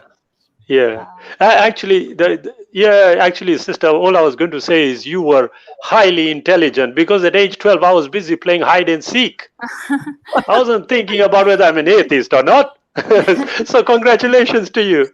Yeah, I guess because I went to school and they taught me about Christianity, and my parents are not Christian, and they never talked to me about religion, so it didn't make sense to me. Personally, and yeah. Sorry, I just wanted to ask. Go ahead. Yeah, go ahead, Sister. Can I see you finish? Go ahead. I was just gonna say, like, in the beginning there was an atheist guy, and he was talking about like GDP and stuff like that. And I live in Canada, and I think it's a high GDP. It's a high, ranked country. And I'm not like poor or whatever. I'm middle class. I know many people who are, middle class, and they're still depressed. I know people who have committed suicide for minor things, like, and so it just goes to show like that if you don't know your purpose, then you start making you start attaching yourself to worldly things. And Subhanallah. It's true. Yeah. Sister Kanoshi, I just wanted to ask Sabur, if you don't mind. I just wanted to ask Sister Kanoshi, you said that at age 12, you were saying that in school you were taught Christianity, and overall, I find this a lot at Speaker's Corner as well, that a lot of atheists make up their mind about Islam based on them knowing other religions, such as the teachings of Christianity, or even the lack of the basic teaching of Christianity that they get. It's not enough, and they don't understand it. A lot of them are confused by the Trinity. That's a totally different topic. But then what they do is they put in Islam in the same basket. And I always wanted to just tell people, that Islam, don't put all religions in one basket. Check Islam. Islam is not like other religions. This is a claim that we make. It's not like other religions. It doesn't have the shortfalls. It doesn't have those God of the gaps or whatever you want to call it. Yeah, come and check Islam.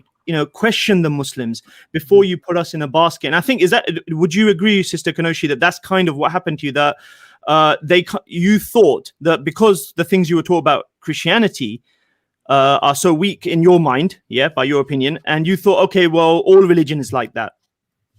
Yeah, I completely agree. And also, I didn't have many Muslim friends growing up, and I didn't know much about it, but I categorized it all into one bunch. Subhanallah. Yeah, I think that just before, and now the sister's doing dawah, mashallah. Mashallah, she's doing dawah, Allahu Akbar. This should be a message to all Muslims watching. You see, that the true nature of Islam is not being put out to the people, and we all have a responsibility to do that. So wherever you are, tell them about Islam, because people don't know. People think that it's all religion is in the same basket. They all don't make sense. They're all kooks, like Abbas. I mean, nothing. Jazakallah khair. Allah bless him. I'm joking. I just wanted to say thank you for all of you guys for the show. I subscribe to all of you and I watch all your videos, and I really enjoy this live. Thank you, sister.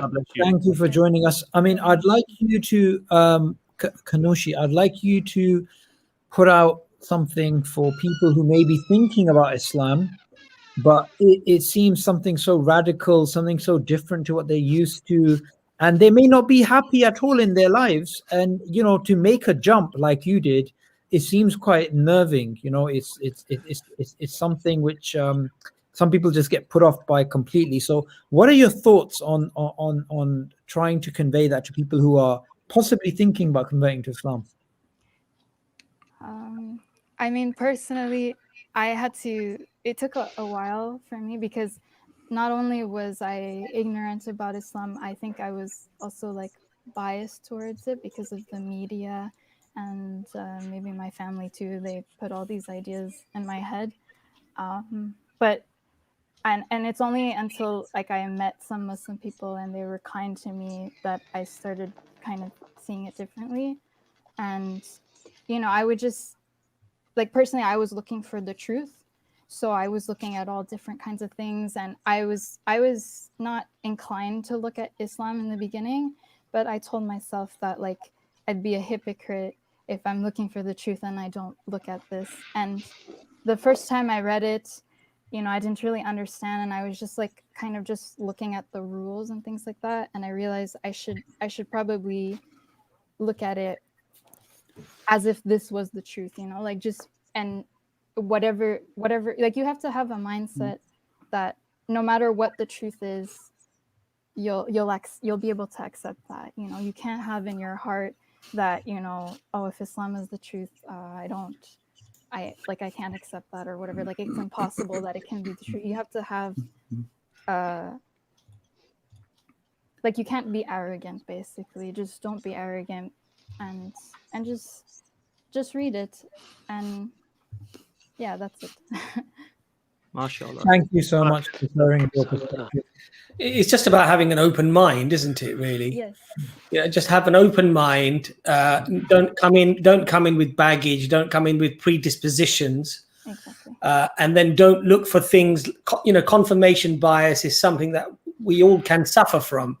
And if you already have a confirmation bias, if you already have these predispositions, then it may be that you simply look for things that you find troublesome rather than giving it a fair chance and analyzing things perhaps that you do find troublesome, but giving it and tackling it with an open mind. And I think this is what we actually always say. And Sister, mashallah, you've articulated that really, really well. And I hope, inshallah ta'ala, that people benefit from that. Inshallah, I'm sure they will.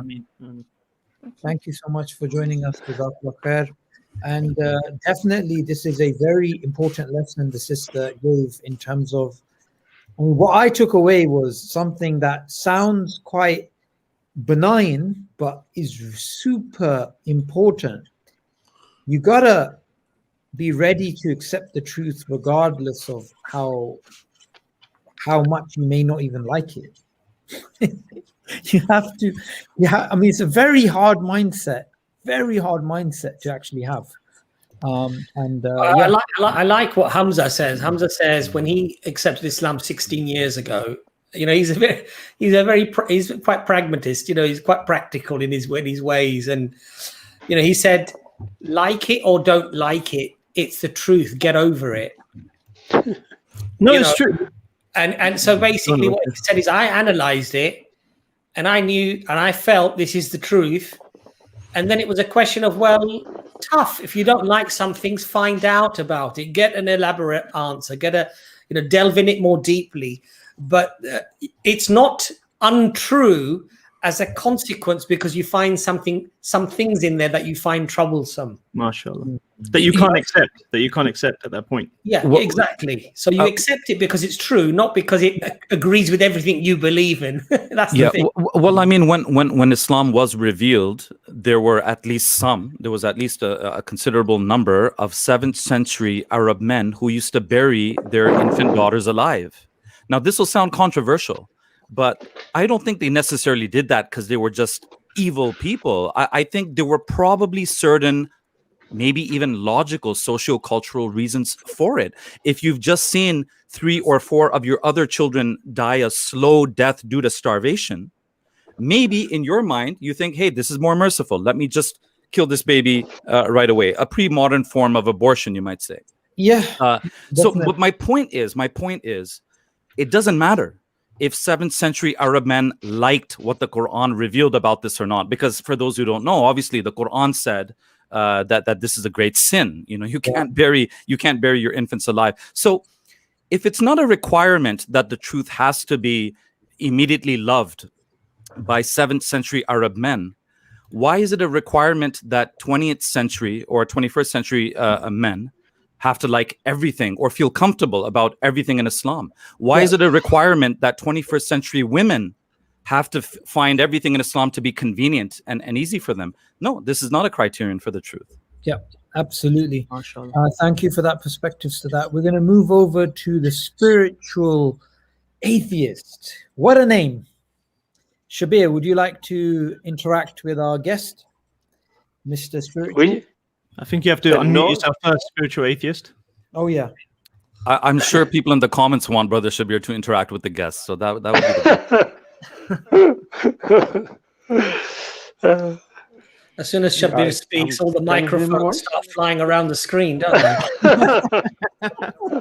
I'm still trying to work out what they are. Hi. Is he there? Spiritual atheist? Can you speak up a bit? Hello. Hi. Can you hear me? Yeah, you've got a slight echo in the background. If you turn down, is my voice audible? Screen... Yes, we can hear you, but you have a slight echo in the background. If you turn down the other video that you have. No, I just switched it off. So I just have one application, this StreamYard. Is it better now? It's already closed. Is it better now? Yeah. Yes, it is. Hello? Yes, it is. Yeah, go ahead. Yeah. Hello? Hi, can you hear us? Oh, okay. No. Okay. Yeah. Thanks. Yes, I can hear you. Can you hear me? Yes.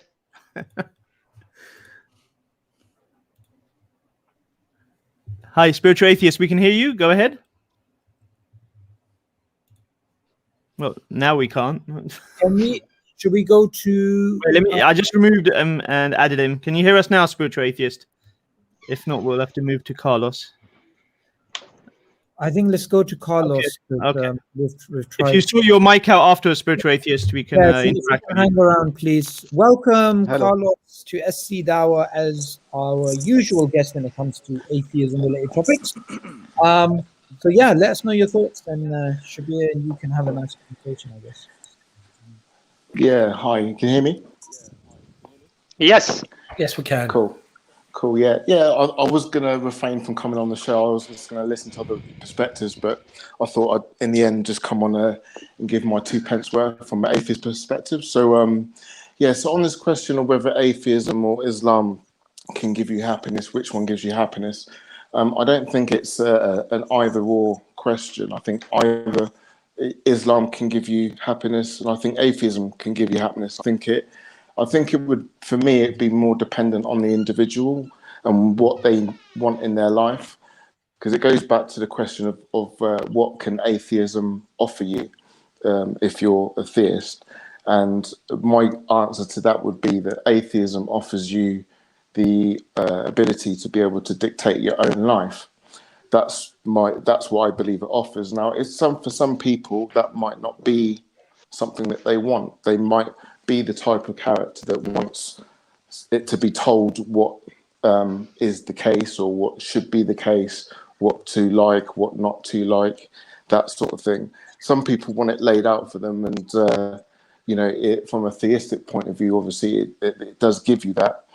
And if you are a theist and you are of that mindset, if you were to be convinced that what you believe in is not true and there is no actual God, and actually the atheist position is factually true, you might then yourself, because you've lost that anchor that you had, you might therefore become suicidal yourself, or you might not care about morals or anything because you think that nothing matters. So it really depends on the individual. I don't think whether something's true or not isn't the deciding factor as to what can make you happy, because you don't need to believe in something that's true to make you happy. So I think just in conclusion, that it can be either atheism or Islam or whatever belief. If it brings you happiness, then that might be just down to your individual personality, the way that you are, the way that you respond to given that platform to dictate your own life. That might be too much for you. So that's my perspective. I'm sorry, who am I speaking to? Carlos. Carlos. Oh, right. Excellent. Thank you. Hi, Carlos. Are you okay? Good to speak with you again, Shabir. I know that we had a debate before. You know what? I can't get that image out of my mind. Right. Is that a photograph of yourself? No, close. Close. Excellent. In principle, yes. All right. Okay. I thought that you were going to say intellectually also. Shucks, what a shame. No matter. It's okay. Anyway, Carlos, you see, if I were to consider what you just said, yeah, and somebody had said something really hilarious in the chat, yeah, he said, and I want you to just think about this. He said, I'm going to mention the brother's name if you don't mind, brother, Rohim Mia. He said, you know what, when bank robbers go and rob a bank and go home, they are very happy that they've succeeded in robbing the bank. Now, you see, Carlos, that position in an absolute sense is agreeable with your outlook in life? No. Sorry? No. Why not? Because they are doing what makes them happy. Yeah, but the problem is their action imposes on someone else's happiness. But you see, Carlos, the moment you say imposes, you are suggesting that an external element, i.e. law, has to take precedence over what we feel we should do. Yeah, I'd agree with that. Do you agree with that? Okay, yeah. Now there's a major issue, and I'm going to ask you this. It's sort of a follow-on from a gentleman I was speaking to earlier on. Okay, if me and you are sat down and I say to you, Carlos, please don't mind, but I know I am superior intellectually to you, and as such, I do think, rationally, reasonably, you should obey what I say. Would you find that a problem? Would I find that a problem? Yes. If I was convinced of it, obviously I wouldn't find it a problem, but it would take some convincing. Right. Like what? What would convince you I'm superior to you? Well, if you're superior to me, then you would know what it would take to convince me. Okay. I'm telling you now. I'm just more handsome than you. You could tell me that. That's your opinion, yeah? No. I'm telling you. Intellectually speaking, I'm more handsome than you. Disagree with me and tell me why. Give me sufficient reason for me to acknowledge your understanding is better. Because, like I said before, you would have to convince me first for me to accept that position. I just told you. You are looking at me. I'm handsome. More handsome than you. Okay, but that's not convincing me. It's not based on intellectual. It's based on the physical. Are you telling me we can't ascertain intellectually somebody being handsome? We can't. Well, it requires a degree of intellectually, but obviously, it's based on your own subjective opinion, isn't it? So. But excellent. Isn't yours a subjective opinion? Sorry? Is yours not a subjective opinion? In fact, every human being is a subjective opinion. Do you agree? Yeah. Excellent. So now you are agreeing with me that we do need an external source to limit our actions. Yes. Yeah, I would say so, yeah. So the only difference is we say there is a transcendental being who establishes for us, and logically, reasonably, and rationally speaking, that requires, and I don't mean this in an offensive way, that requires an intelligent understanding of what life is about. Sure. You see, because if I say to you, Carlos, look, Islam, as a Muslim, it tells me I should act according to what the Creator has given in terms of guidance. But logic tells me that if the Creator, transcendent as the Creator is, provides me guidance, then logically speaking, anything that is said to me, it will follow that it is going to be the most just way of living. Why do I say this? Because if, for example, the issue I raised with you about the bank robbers, yes, and I did use the word absolute for a reason. From a purely, and I already used this example earlier on, but you are an atheist, so it applies to you also. From a purely disassembled perspective, i.e. atomic, yes, there is nothing wrong with me doing something that we consider to be bad.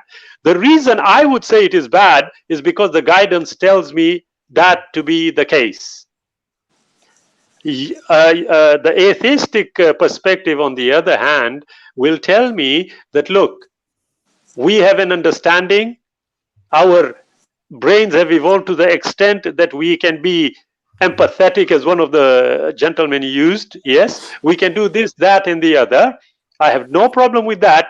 But the bottom line is that, Carlos, you and I have to agree that we do need an external source to impose on our freedoms. And I use the word impose.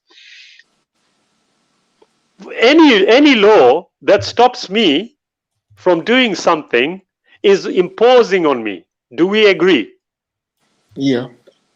Okay.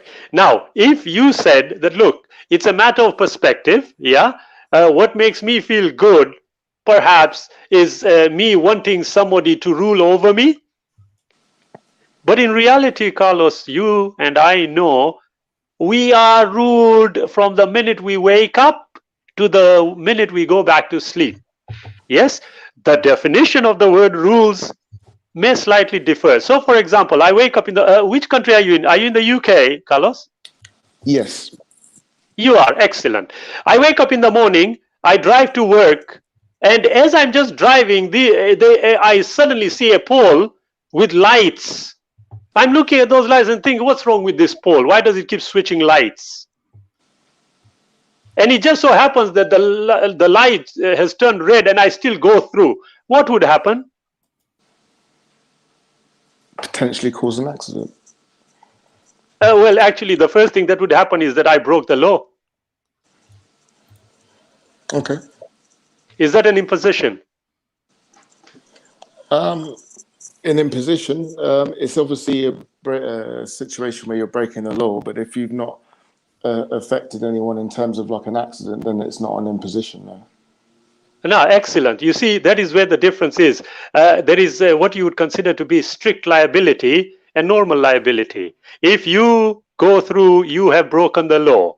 If CCTV has caught me and I was unaware and it gets back to the police, what will happen? Yeah, then action should be taken because you've broken the law. Imposition. So I'm not following you now. You're not following. There's an imposition on me. I didn't mind going through the red lights.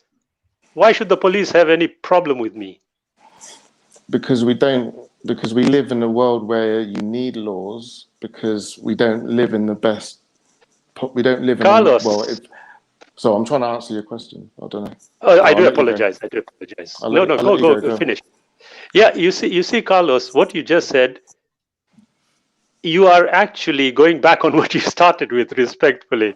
You see, Carlos, if I were to tell you we live wherever we are in the world, laws are imposed on us. We may not necessarily agree with those laws, but nevertheless, the laws are put in place because it actually is deemed to be the appropriate method for societal interaction. You agree with that, don't you? Yeah. So the only difference between my position and yours is that which one is the superior method. And I will submit to you that Islam is, and I don't mean this in a haughty, arrogant manner, Islam has the superior element in terms of effectivity of how we should govern our lives. Now, for example, if I were to tell you, Carlos, I see a 5-year-old kid, and I use this example quite commonly, a 5-year-old kid walking into a manhole, and the kid doesn't realize that it is walking into the manhole. If I look at that kid and you tell me, as an atheist, if I look at that and I consider it to be just, well, as I've always said, an arrangement of atoms, and let the kid drop into the manhole, there shouldn't be a problem, should there? That's not my position. No, I'm saying for my atheist position. I'm the atheist, but that's not my position. I don't know what you mean. Well, my atheist position is that just arrangement of atoms, let the kid drop, no problem. I'll just give you an example. That's a straw man of my position there. No, I'm not saying it's your position. I'm saying me as an atheist is holding that position. Do you find anything wrong with it? Oh, so you're a hypothetical atheist holding that position? Yes, correct. Right, sorry, I misunderstood you, sorry. It's okay, not to worry. But is there anything wrong with my position? So can you just, sorry, I got a bit lost. So can you just repeat the position? Not a problem. I will. A 5-year-old kid walking into a manhole, and the kid is not aware that he's walking into the manhole. I look at the kid, I'm an atheist, and I see an arrangement of atoms falling into that hole. Right. Okay, and I let it happen. I let it happen. Not a problem at all. What is wrong with my position? Well, because it is only an arrangement of atoms, isn't it? That's his opinion, but that's not actually what the case is. There's more to it than that. No. I am telling you. Sorry, my position, Carlos, is simple. Yeah, and I'll tell you why. In the early or late 30s, an experiment was done, and a question was asked: if you had a child in a room, a baby, and a very, very expensive or a painting, okay, which was in another room, which was a painting which you could not allow to be destroyed, okay? And people were asked, especially the artists, yeah, if you had a choice and both were on fire, which one would you save first? Now, the majority of them, and if I can find that article, I can link it on if you need it, yeah, the majority of the artists said they would let the child die and save the valuable painting. And when they were asked for their reasoning, they said, well, a child, you can get another one. A valuable painting, you cannot. Now, logically speaking, arrangement of atoms, they are right that the painting is the one that should be saved first, because a child, you can have another one. Now, you see, if I go on a deeper level than this, respectfully, Carlos, you will find that the atheist position is untenable logically, rationally, and reasonably. You need a directive in life, but that life has an ultimate end. And in between, while you are living, you need to ensure that the rules that you are abiding by are not only good for you, but they are also very good for the people around you on an individual, local, societal, national, and an international level. At the end of the day, I'm sure you will agree that there is almost inevitably conflict, and conflict resolution is required. Now, the atheist perspective is a very simple one. The one who has got as Brother Sabur was talking about, I think I just caught the gist of it, about the country with the most GDP, the most intelligent people, they are the ones who should establish exactly how the rest of the world should live. Now, it doesn't work like that. No, I don't yeah, and exactly, I agree with you. I would suggest, like I said, Carlos, that if we were to take it on deeper layers here, you will find the atheistic position very untenable. And when somebody disagrees with me, I usually tell them that the 5-year-old dropping into a manhole is only an arrangement of atoms until you can prove to me, intellectually speaking, that that is an untenable position. I've got to agree to not only with anyone who is engaging with me, but I would tell them that, look, unfortunately, the atheistic position is untenable. Well, you know, I'm an atheist and I don't hold that position, so I wouldn't agree with that. No. That's just yeah, I can't really defend that because it's not something that I subscribe to or I would even consider. So, you know, your example of the manhole, I would just call that immoral. That person is entitled to their opinion about the situation, but I would say that it's immoral for them to allow the child to drop in the manhole, even if they were imposing on its will to do it. Well, as a last response, because I don't want to be hogging everything, I will say to you, you see, you use the word immoral like as though we all agree on the definition. Okay, one of the problems that you will find. I'm not saying it that we all. I'm not saying it in the way that we all agree. I'm just giving you my version of morality. Okay, not a problem. I'm so glad you said your version, and I can only say that if each of us held to our versions, we will have chaos in the world. Maybe, but I think morality is a very complex subject in itself. And not a problem. Maybe next time, Carlos. As human beings, what we're trying to do is to all try and make sense of what morality is. I think obviously theists have their version, atheists have many different versions, philosophers have different versions, and we're all trying to answer a very complex question. And I think it can, you know, yes, we all have our own subjective ideas of what that is, but you know, there are some things that we can agree on. And build our sort of foundations from there. That's how I feel. Not a problem at all. What I found interesting, Carlos, is that at the very beginning, one of the reasons you value atheism or your atheism is that it gives you the ability to, you use the words, dictate to yourself. Sorry, forgive me, Sadat, forgive me. Brother Sabur actually needs to leave. Is that right, Sabur? You're muted anyway, so I didn't hear you. So Sabur will be going, and we're going to be wrapping up soon after these last few guests, inshallah. And I think, Abbas, do you need to get to a... Oh, Sadat does anyway. No, I'm not on the stream tonight because I'm not, unfortunately, well-versed enough. So I like to watch that stream, not take part in it. So that, mashallah, on the other hand, is all-rounder, alhamdulillah. MashaAllah. So he, mashallah, copes very well, mashallah, and manages to, mashallah, do very well on all of the streams. I have to be very selective on just a few. How humble. Okay, Carlos, thanks for that then, because we really do need to start moving through the guests because we need to wrap up soon, inshallah. So thanks for joining us, Carlos. By all means, do jump back in next week if we're on the right subject. And I think we should move to, Spiritual Atheist was trying to speak last time. I don't know if you can hear us now, Spiritual Atheist. Yes, can you hear me, guys?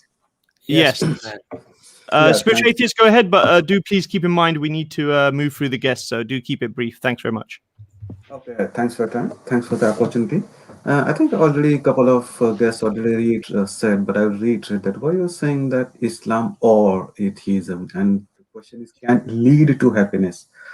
So I don't see any contradiction between an atheist going towards happiness or a person following a religion to be happy.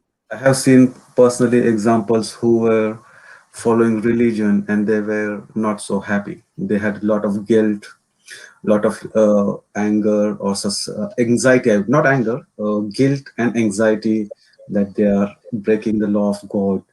But we also have on the other hand atheists who are simple and are happy. So you cannot say that one leads to happiness like in total. It's not either or. And actually it's kind of what I can say is like disservice to yourself also, that you're not willing to look that people are happy. So, and you said that it is happiness. So happiness is taken personally. So with the previous guest, you're trying to bring a example where what will happen in society, what are the rules if someone throws or someone robs a bank. Now that's a completely different area of discussion. It is my personal happiness and compared to how the society should function. Those two are, of course, different things and much more complex than saying that, yes, whatever I desire is happiness. And hence a robber robs, hence is that right? That's a completely different subject. For me, for example, happiness will be when I look into the mirror, do I feel proud? And if I feel proud, I'm happy. And other simple formula is if you are content, then you are happy. So why, I don't understand what is the, I can understand from the religious point of view, you have a kind of a person or a big brother who's looking over you. So that has a level of comfort because having a friend or a father or someone who's higher authority with higher power, it gives you a sense of comfort, which for us as an atheist, we totally understand it. So I will not never say that, why do you need that? You can have it in atheism also. No, I will never do that. I will say, okay, I understand that. So my only question, you should also try to understand that it is possible. So whether it is true or not, that's a completely different subject. So I'm still curious why this subject like is or either or. Thank you. Okay. Would anyone like to go ahead? Yeah, I mean, first of all, we did not make it an either or. We did say that theism generally leads to contentment, a mechanism that is able to deal with stress and adversity, and actually leads an individual in a more stable position where there is less suicide, less mental illness, for example. Now, you said a lot of things, spiritual atheists.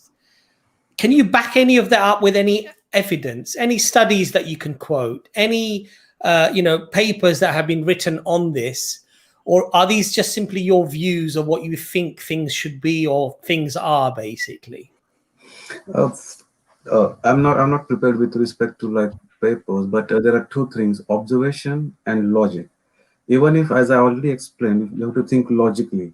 If a person is happy by the correct application of your religion, then that's correct. That's self-evident and it's also logical.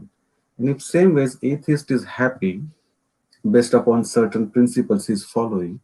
So my main contention is why you have made a dichotomy between it, because in your YouTube it says clearly your religion or atheism leads to.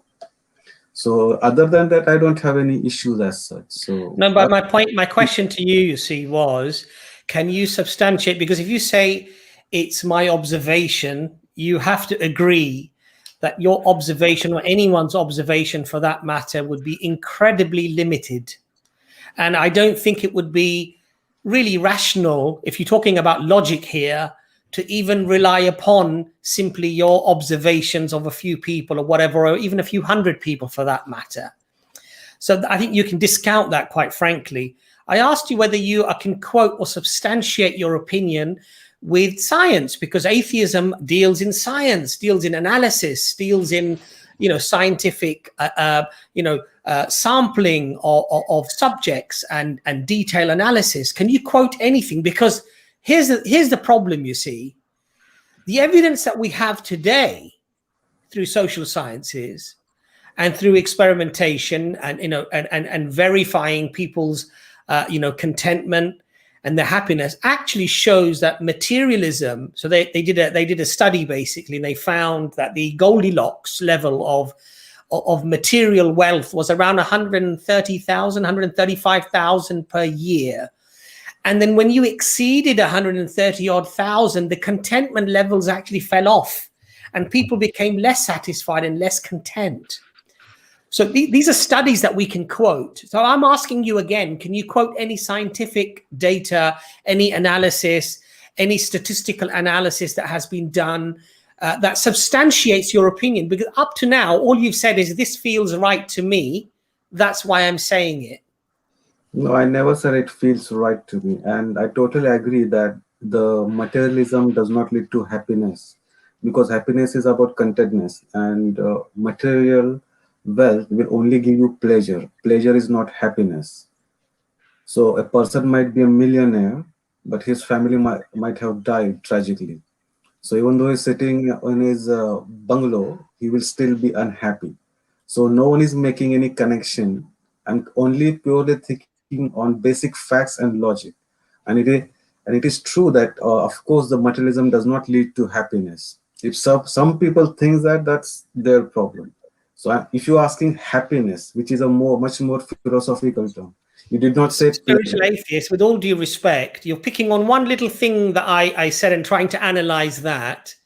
I asked you for evidence. Are you saying you don't have any evidence? Just saying I don't have the evidence. No, sorry. I'm just trying to understand which specific statement you need evidence for. Because I said a lot many times. Well, you said that your observation tells you that there's no real difference between people who believe in God and are happy, and your logic tells you that there is no reason for that to happen. I'm asking you to substantiate those claims with evidence, because when I said to you, in effect, what you're saying is that this feels right to me, that's why I'm saying it. I'm not saying you actually said those words, which for some reason you thought that's what I'm implying. I'm simply saying that the conclusion that I'm deriving from what you're saying is that this feels right to me, it's logical to me, it's according to my observations, and therefore I think this is right. And I'm asking you to substantiate that with evidence or some studies that have been done, because many studies have been done. I mean, maybe you should Google it and come back next week or something, and then see if you can find some evidence to support your claim. Because up to now, you've simply said, it's just my opinion, it feels right. No. So what studies are you looking for exactly? Okay, I'll quote you a study, since you're, I've already put it in the back chat anyway. So we've got the impact of spirituality on mental health, and it's a review done, and you can go on to mentalhealth.org.uk. And it's Dr. Deborah Connor, and the supervisor, I believe, was Dr. Andrew McCulloch. Now, if you go to page 10 of that study, it actually lists that people who believe in a spiritual, higher being tend to live longer, for example, tend to have less anxiety. And when we talk about happiness, those things obviously will make you happy, because if you're less anxious, if you have less anxiety, if you are more grateful, if you handle stresses or handle losses within the context of, well, this is what God has decreed, and you have what we call in Islam sabr, patience, and have the guarantee of God that when I am patient and I show patience in adversity, then there is a great reward. God is pleased with that patience, pleased with that gratitude. It makes you happy. So I'm actually quoting a study here. So do you actually have any studies that would counter what I'm saying? And by the way, I'll put that link. I'll put that link back into the group, so you can have a look at that as well in the private chat and in the comments as well. So okay, yeah. So because I have seen study with respect to like a meditation which does not need any God, which does lead to higher happiness, and there is a research on it's called research. What is it? Systematic. Sorry. On the Atlantic.com, how mindfulness meditation builds compassion. So there are research done. So my main point is, sorry, what was that research? Can you quote that to me again? I thought it was something done by Howard. I'm just trying to get the correct paper from the correct source. Yeah. So I'm just, because I will let you know my point. It's I have this article from the news, but I know I have seen that. Not able to find it just like that. Okay. Sorry to butt in there. Spiritual Atheist, I mean, if you can locate that then, and maybe you can join in the next stream. We really need to move on. I'll leave you in if you could find it in the next few minutes, and we'll move to Indian Freethinker. Is that okay? Before you do, I just like to very quickly state, yeah, it's rather remarkable, because if these studies and these statistics actually proved that believing in a creator made you unhappy, made you live less longer, increased stress and anxiety, and this was across the board I'm talking about. So obviously we're talking as Muslims. I'm not going to defend Christianity. I'm not going to defend Hinduism or any other religion for that matter. I'm talking about Islam. I'm talking about Muslims. Then, you'd have some argument, you could bring to the table, we could have a discussion. The astonishing thing is that the evidence actually, the very evidence that atheists and everyone else champions, that, we deal in evidence, we deal in studies, we deal in analysis, we deal in observation, we deal in all of these things. And we are the free thinking, we are the intelligent people here, because we go with where the science takes us. They pick and choose what they like. And when it's inconvenient, oh, well, there's this reason and there's that reason, but let's not let the evidence get into the way. Let's not let the science, disrupt things. I just find it very hypocritical, really. Everyone is selective. Everyone has a confirmation bias, so we have to be honest about that also. But yeah, thanks for your time. You can take. Yeah, but I think you're less selective if you actually provide analytical or empirical evidence, or at least provide a study that is backed by science. The very thing that atheists champion to us and tell us to be constantly looking at, when we then quote that very science from atheists, from non-theists, you guys reject it. Can I just? Yeah, go for it, Shabir. To the brother, it's quite quippy here. Brother, can you hear me? Spiritual atheist. Yeah. Can I be Shabir and not Shabir at the same time? Can I be Shabir and not Shabir at the same time? Yeah, depend upon context. Yes. Thank you. That's all I wanted to know. Yeah, I'm a citizen and I'm also not a citizen. I'm a citizen of India, but not. Brother, I'm Shabir and not Shabir at the same time. Yeah, you're Shabir, the name. You're not Shabir, the person. No. You cannot just say anything just like that. Yeah, brother. Am I in a total sense, in an absolute sense, can I be Shabir and not Shabir at the same time? See, now you change, not total. No, okay, because I assumed you understood what I said first, but I'm just clarifying. You are not. You are both. You're not and also not. You are the name because that's given to you. Total, not because there are other 1,000 Shabirs. Right. You're not that. Right. For some odd reason, we still keep coming back to these atoms. So on an atomic level, can I be? I said other people name Shabir. Shabir is a popular name. Yeah, brother. I'm saying on an atomic level, can I be Shabir and not Shabir at the same time? No, atomic level, no, you changed completely. So what's the argument there? You can't, right? Okay, excellent. You have to give a complete presentation. No. It's not about that. You see, brother, I'll just add to what brother is just a fact. I don't derive brother from that. Brother, in normal circumstances, when I hear something like that, I would usually just finish there and say you are entitled to your opinion, because respectfully, as Brother Abbas said, we as human beings have got this incredible ability of thinking and not thinking at the same time. Some of us have, yes, but the majority of us are grounded in reality. And the difference here, brother, and I make this with no apologies at all, the difference between Islam and everything else is only one. In totality, the guidance that is required for humanity on earth, subjective, objective, emotions, physical, you name it, you will find that the guidance for every aspect of the human being will only be found in Islam.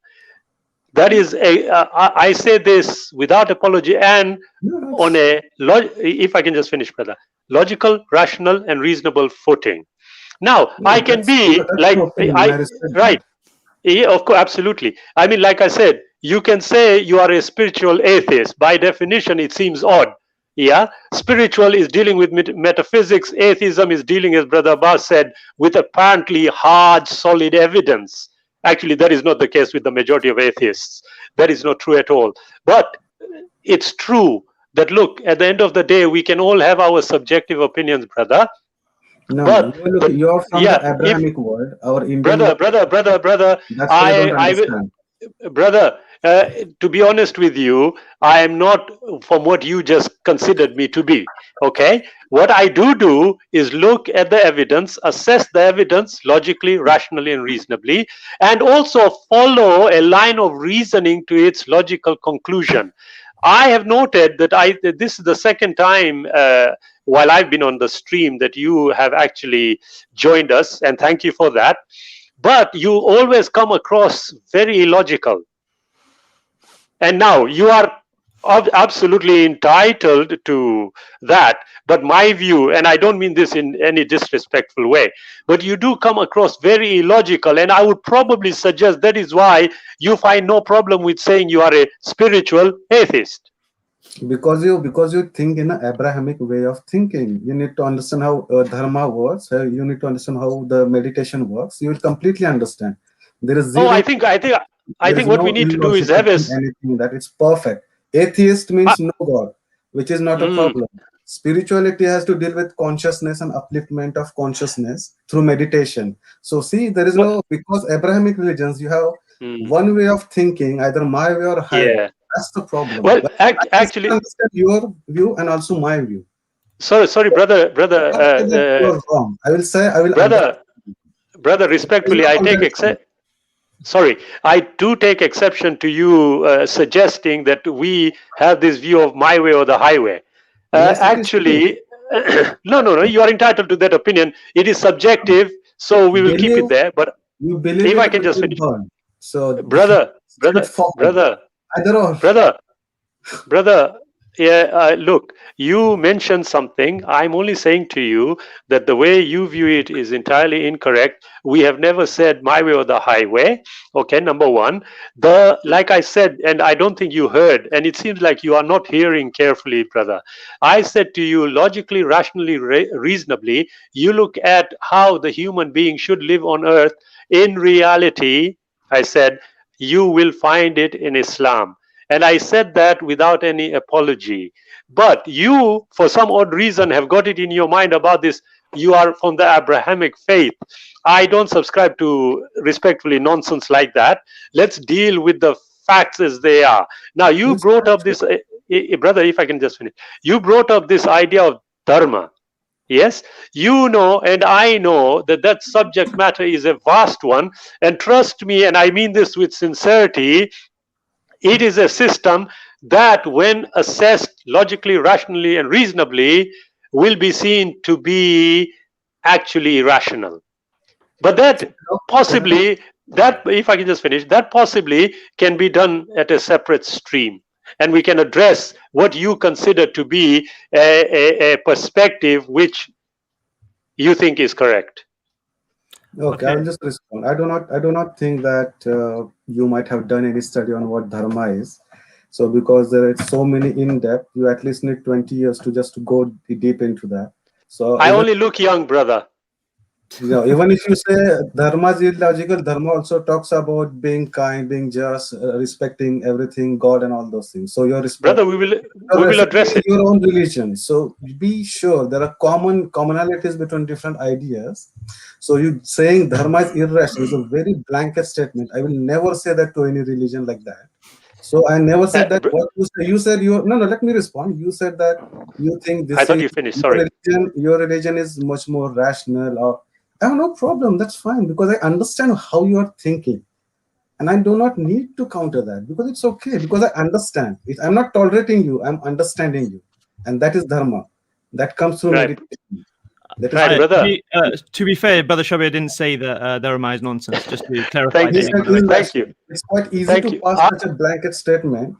Brother, can I go ahead? Sorry, brother, can I respond?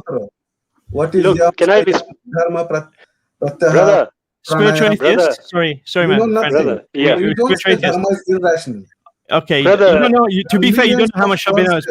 Okay. Millions and millions.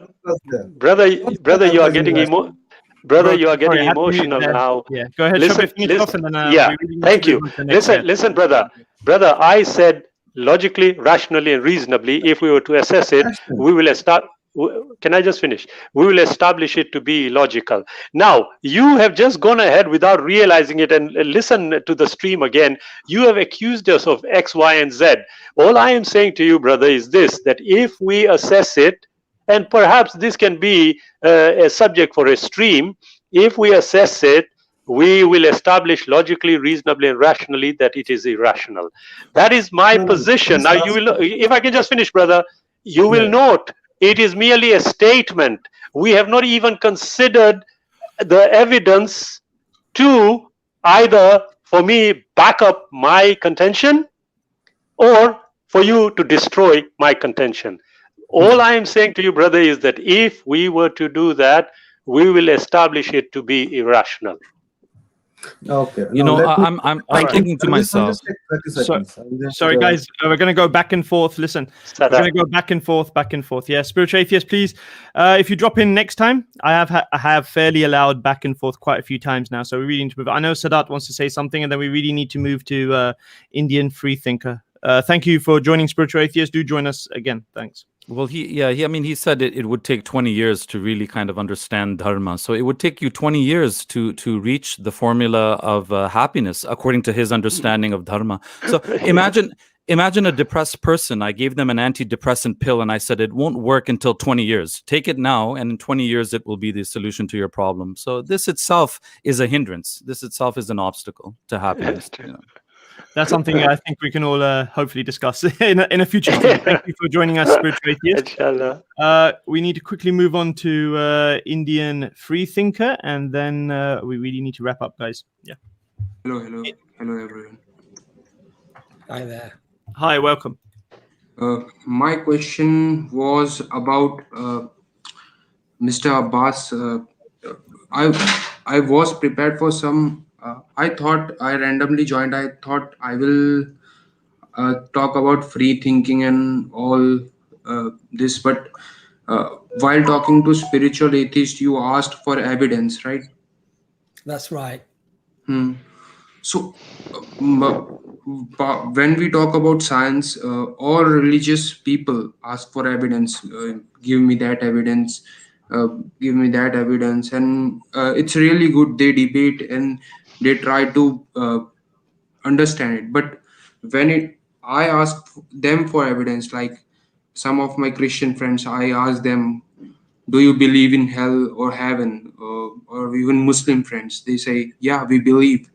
I say, do you have any proof of it? They say, no, we don't have any proof. So isn't it is a kind of hypocrisy to one side people asking for proofs, which is good. I respect it. And there should be, as a rational thinker, as a free thinker, you should ask for proof. But when it comes to your religion, you say, we believe. Even I think atheists say, we believe there is no God. And theists say, we believe there is a God, there is hell, there is a heaven. When we come to Indian religion, they believe that there is a reincarnation. They give proof of some universities, some studies, some kind of things. But in general, I think belief is just a belief. You believe in hell, you believe in heaven. It's just your belief. There is no evidence to it. Okay, that's a very good question, and you've actually strawmanned our position, because we don't say that we have no evidence. Yeah. What you're saying is, I want analytical, empirical evidence through the scientific method that the metaphysical reality of the Creator exists. And that is an oxymoron, because science deals with the physical world and analyzes it through observation and experimentation, and the results are then accumulated and they are analyzed, and then theories are thus established. We don't claim that the metaphysical is something that science that can only deal with the physical, and even if it finds an unexplainable event, it would have to simply reserve its judgment in the hope that in the future the material aspects of whatever that might be will be discovered. So what you're trying to do is saying that I'm going to wear a blindfold and then I'm going to try to discover something. You're not going to discover anything because you've put the blindfold on, because if your axiom, your foundational concept is that everything is explainable through materialistic causes and everything is a consequence of materialistic processes, you can never discover the metaphysical, because it's not even a consideration. Now, your second point, that we somehow claim that we don't have any evidence as well, and we just simply say that we believe and that's it. No, absolutely not true. You've strawmanned our opinion. Because what we believe is what Allah says in the Quran, that this Quran is a miracle from Allah subhanahu wa ta'ala and will remain preserved till the day of judgment. And Allah calls it a miracle. And Allah says that if you are truthful to the disbelievers, then you come up with a Quran like it. Yeah, and then Allah says, if you can't do this, then come up just with a chapter like it. And the shortest chapter in the Quran is just 3 verses, 3 lines. Now, this challenge was made to the Arabs, who were poets and authors and writers of their time. And Muhammad sallallahu alaihi wasallam was known by the masses to be a person who could not read or write. So when we analyze the Quran, and we analyze its claims, and we analyze its prophecies, and we analyze its grammatical miracles, and we analyze its numerical miracles, and when we look at its teachings and its relevance in the 7th century and even in the 21st century, when we look at the testimony of the Prophet Muhammad, peace be upon him, and the thousands of testimonies and eyewitnesses or statements that the Prophet ﷺ made, and we look at his prophecies, and we look at his claims, and we look at the things that he said about medicine or about good practices, about health, about hygiene, and about all of these things. And when we look at the Quran talking about matters that nobody was exposed to for sometimes over 1,000 years, even 1,200 or 1,300 years afterwards, that then gives us a reasoned argument. We don't say that it's analytical or empirical evidence. We say we have a very good reason to believe that this book of Allah is from Allah indeed, and that the Prophet Muhammad, peace be upon him, is a messenger of God. We analyze that claim. And you know, the amazing thing is that many non-Muslims with an open heart and an open mind, they also analyze that claim. And they are convinced that this Quran could not have come from the hands of Muhammad, peace be upon him, could not have come from the people of that time. So there are so many other reasons that we could go into, including many of the spiritual reasons and all sorts of other things.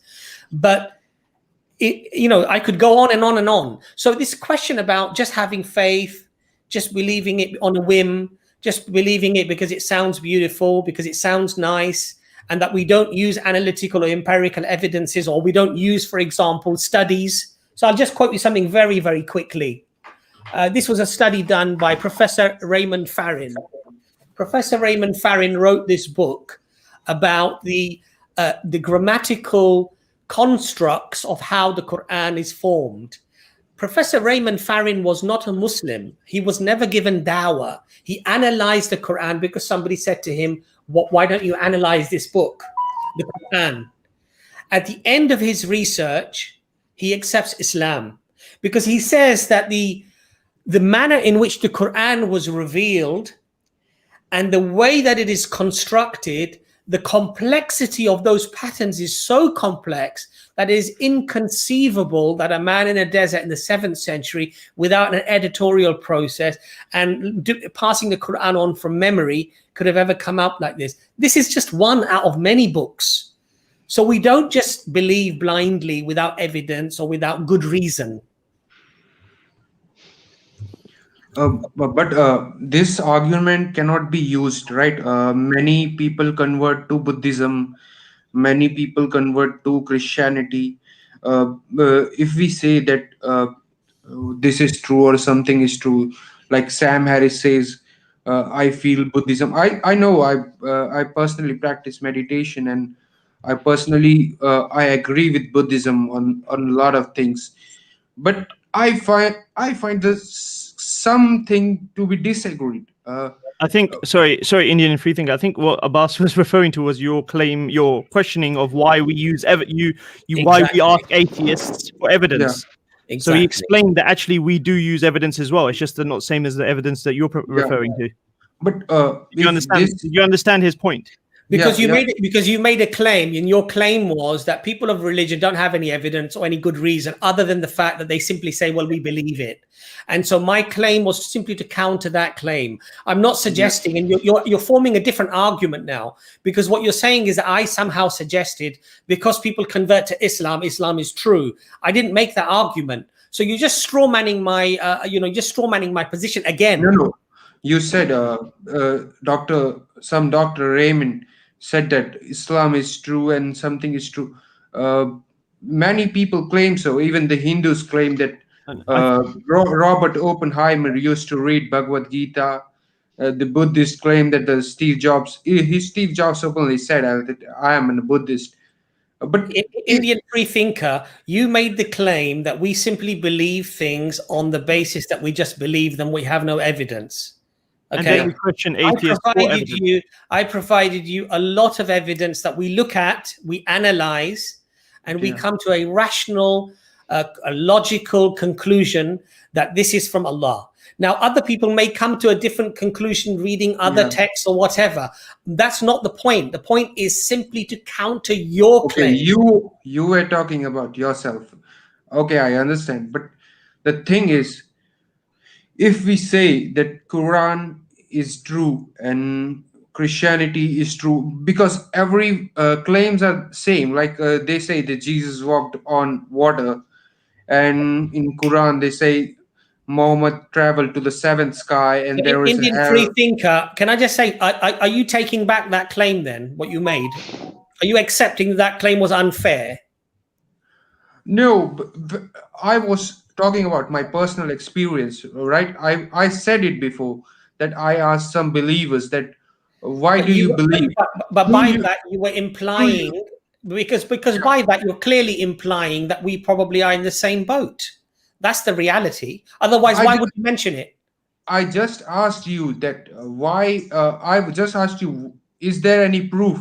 And you clarified it. See, I have this and this claims. You're actually changing your stance because you realize that with all due respect, You made a claim that when I ask religious people, they simply say that they just believe. They don't have any evidence.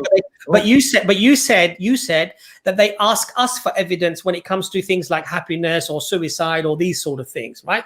So it was a very specific claim that you made. Your implication was that, you know, we have no evidence either. I provided you a whole load of evidence. Your line of thinking was clearly What kind wrong. of evidence? You strawmanned our position. I think you should be at least humble enough to say, you know what, guys, I thought that perhaps you were the same as everybody else.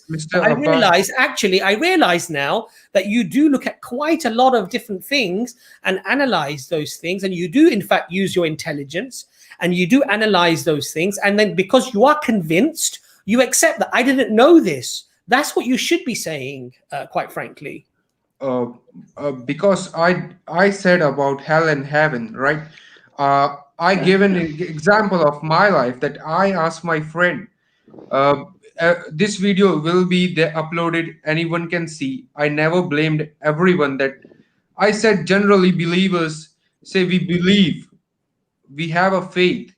They say we don't have an evidence. Like, do you have an evidence of hell and heaven, or and judgment day, or something like this claims? Like, are you sorry, Indian thinker, I think we need to, brother Shabir, let me just clarify with him and then I'll move to you. Is that okay? Indian free thinker, we need to clarify this situation. Why are you saying the believers blindly believe in hell and heaven? No, I say they generally say we believe it will be there. If we die, we will go to hell. Why do they? Sorry, I quickly will just get to this point because I think Abbas tried very hard. It doesn't seem to be getting there. Look, Indian free thinker, why do they believe that? Do they look at some kind of evidence in the Quran, for example? Do they believe that? They look at Bible. They look at Quran. So I'm sorry, I'm cutting you off. It's only because I'm just trying to make the point clear. Yeah, is it because they believe that to be evidence? Is that correct? They say that it is written, so it will be true, because Christians believe that Bible is the word of God. Muslims believe Quran is the word of God. Okay, in your free thinker, so that they believe that is evidence for them, correct? They don't blindly believe. They don't just believe. Am I right? They believe on the book. A book. What is the proof that book is written by God? They believe God will ever written a book. Okay, you're going into a different direction, and Abbas just clarified why they believe, what they believe to be evidence, what the believers believe to be evidence. So if they see that as evidence, that's why they would ask atheists for their evidence. Okay, and I don't think we could be more clear than that. I am a free thinker. I really appreciate them to ask questions. Because one thing is for sure, they ask a lot of questions, that how that evolution happened, and what is this, and what is Big Bang, and what is that. So I really appreciated that you are asking question. But my problem is, do you ask question on your faith? They say no, we just believe. I'm sorry, Indian friend, I will have to stop that. I mean, did Abbas just not point out why he believes, or why Muslims believe, or why believers believe? Did he not just point out a whole bunch of things just then? Yeah, you know what, Naveed, what I would suggest to free thinker, I'm sorry if I came across a little bit irritated. I don't mean to be. It's perhaps a weakness in my character. What I would advise you, brother, is you're in the whereabouts are you based? Are you based in the UK or you're abroad? No, I live in India. In India, okay. What I would advise you, brother, is email us. Yeah. We'll have a nice discussion. We'll give you the reasons why we believe what we believe, and perhaps you'll have a better insight. So next time you come, maybe you can form a different argument rather than an argument that actually does not apply to us. That's what I'm going to say to you humbly. That's fair. I think Brother Shabir had something to say, so go ahead, Shabir. Yes, I did. I like the brother's thing, Indian free thinker. I, as a Muslim, humbly say that I'm a super free thinker as a result of Islam, but that's a personal opinion. Now, brother, you see, can I just ask you, brother Indian free thinker, what is the difference between direct evidence and indirect evidence? Direct evidence is something which is in front of us, like and indirect evidence is something we are assuming that this, okay, there is a smoke, so there must be a fire behind it. Right, excellent. Are you familiar with dark energy? No, I don't have much knowledge about it. You don't? Okay, excellent. Well, there's no point in me taking that line of questioning then. Yeah, you see, brother, what Brother Abbas was saying in a nutshell is that when you said about people of belief having only faith and just believing, it comes across as though people who believe are just blind. They don't think, they don't rationalize, they don't use their brain. Okay, and what Brother Abbas was saying to you is, number one, you are entirely incorrect from that perspective. But not only that, he went on to show, and this is another question I will ask, brother. Do you know what the difference is, the slight distinction between evidence and proof? Do you know what the difference is? Their evidence is something which proof is the direct proof that something has been proved, like the theorem is proved. No, I'm asking you, what's the difference between evidence and proof? Evidence is something, the subtle distinction, which hints us towards some conclusion. Correct. Excellent. You see, if that is the case, Brother Abbas for 5 minutes was providing you evidence of his position.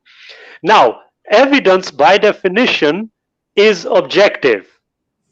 Yeah. Plus, there are many things which have direct evidence as a source of establishing a particular fact, and there is also indirect evidence.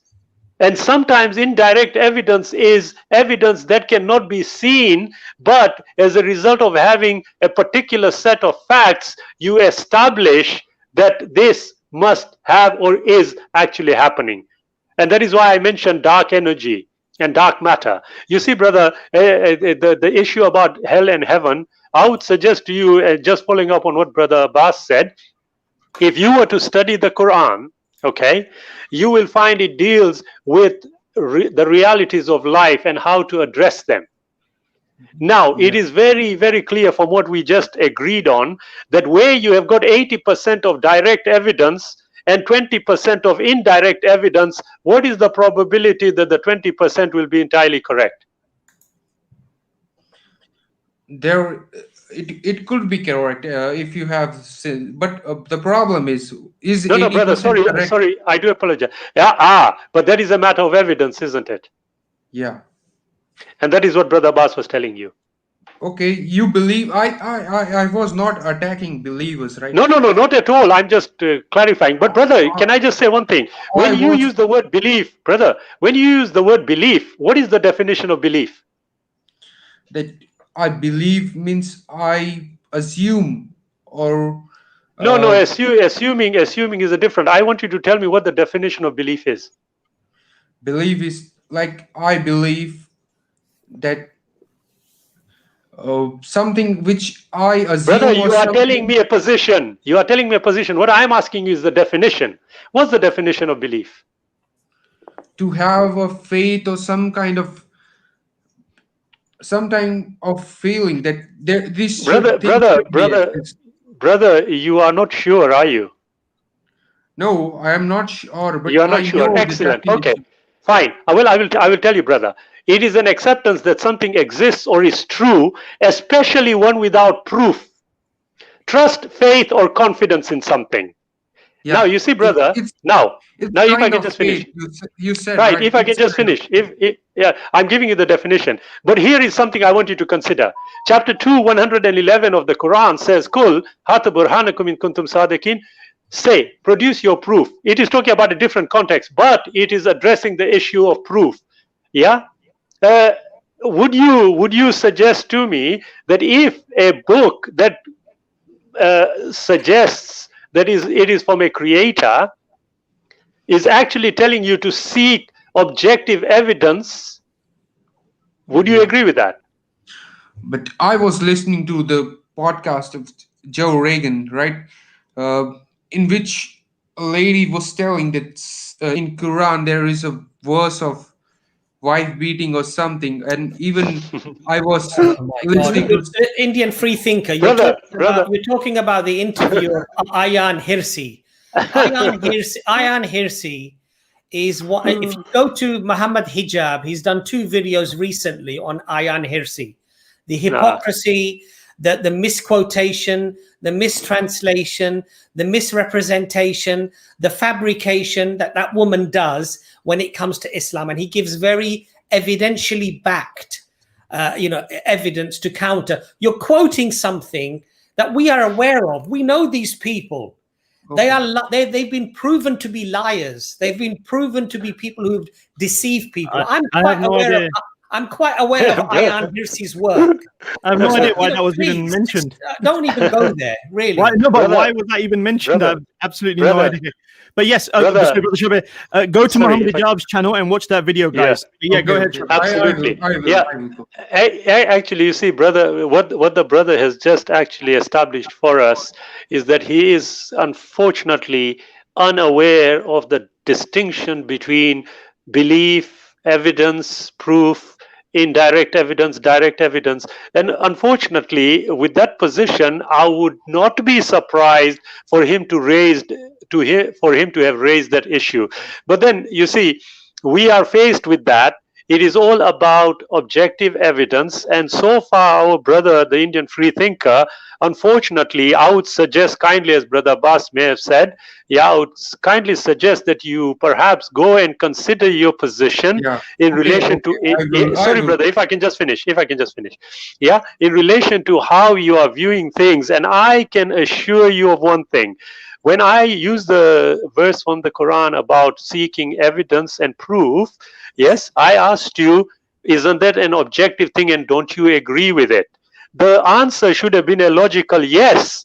And perhaps then say, look, okay, what we may perhaps need to do is assess the evidence and establish whether it actually meets the criteria that we will collectively set as to its origin.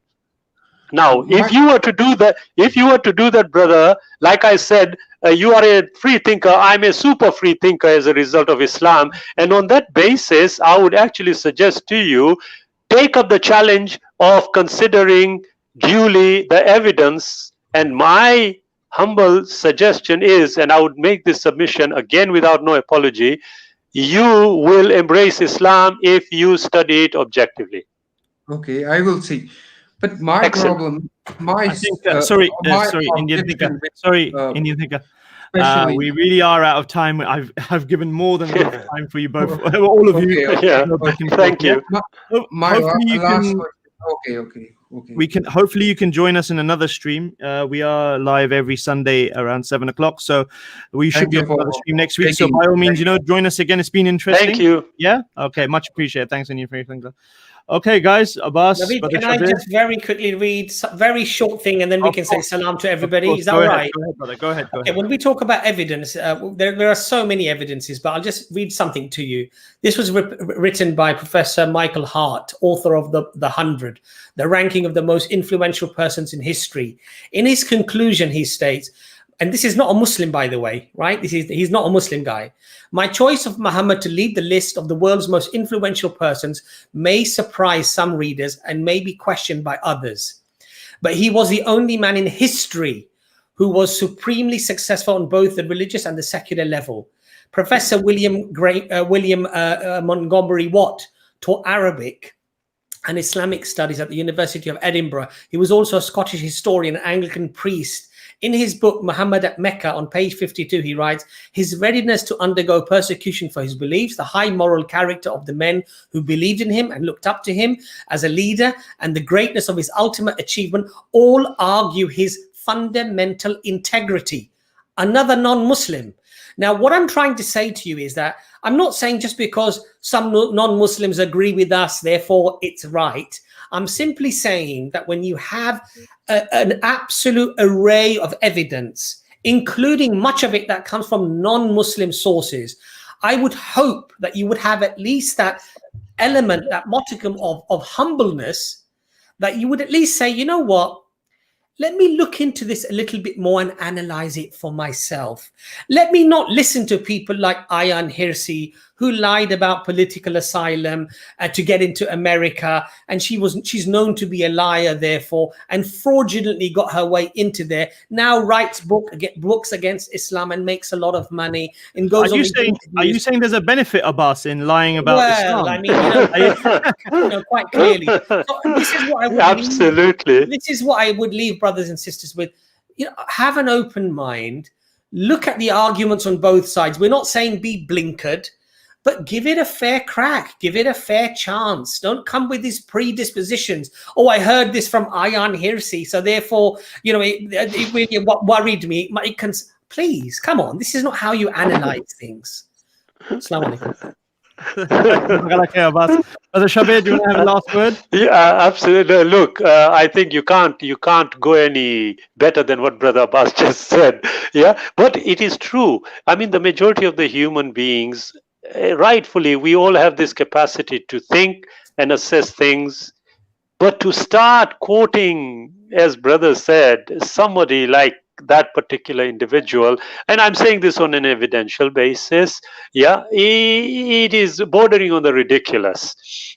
Look, if you come on the stream and you talk about belief, evidence, proof, etc., then one would logically think that is what you will follow up to its logical conclusion. Unfortunately, that doesn't happen. And as Brother Abbas said, I don't need to repeat what he just said. Take the advice as Brother Abbas said, and everything should be okay. That's what I always do. Yeah. So, Nabil, if you could just recommend everyone to join the EF Dawah stream that's just started now, please, inshallah. Join EF Dawah. Join EF Dawah, yeah. He's advertising it enough in the background already, isn't he? Yeah, guys, the stream has started over there, so by all means, do jump on there after this one. Jazakallah khair for everybody joining. Jazakallah khair, Abbas. We'll be back next week, 7 o'clock. Inshallah. Usual, inshallah. You again need to turn me off. Don't worry, I'll kick you out in a second. Shabir, I'm still waiting for that barbecue. Shabir, I want that barbecue. It's definitely on, inshallah. It is definitely on. As soon as we open up, you're invited. Inshallah. Did you hear that, all viewers? You're all invited. Absolutely, absolutely, inshallah. Assalamu alaikum.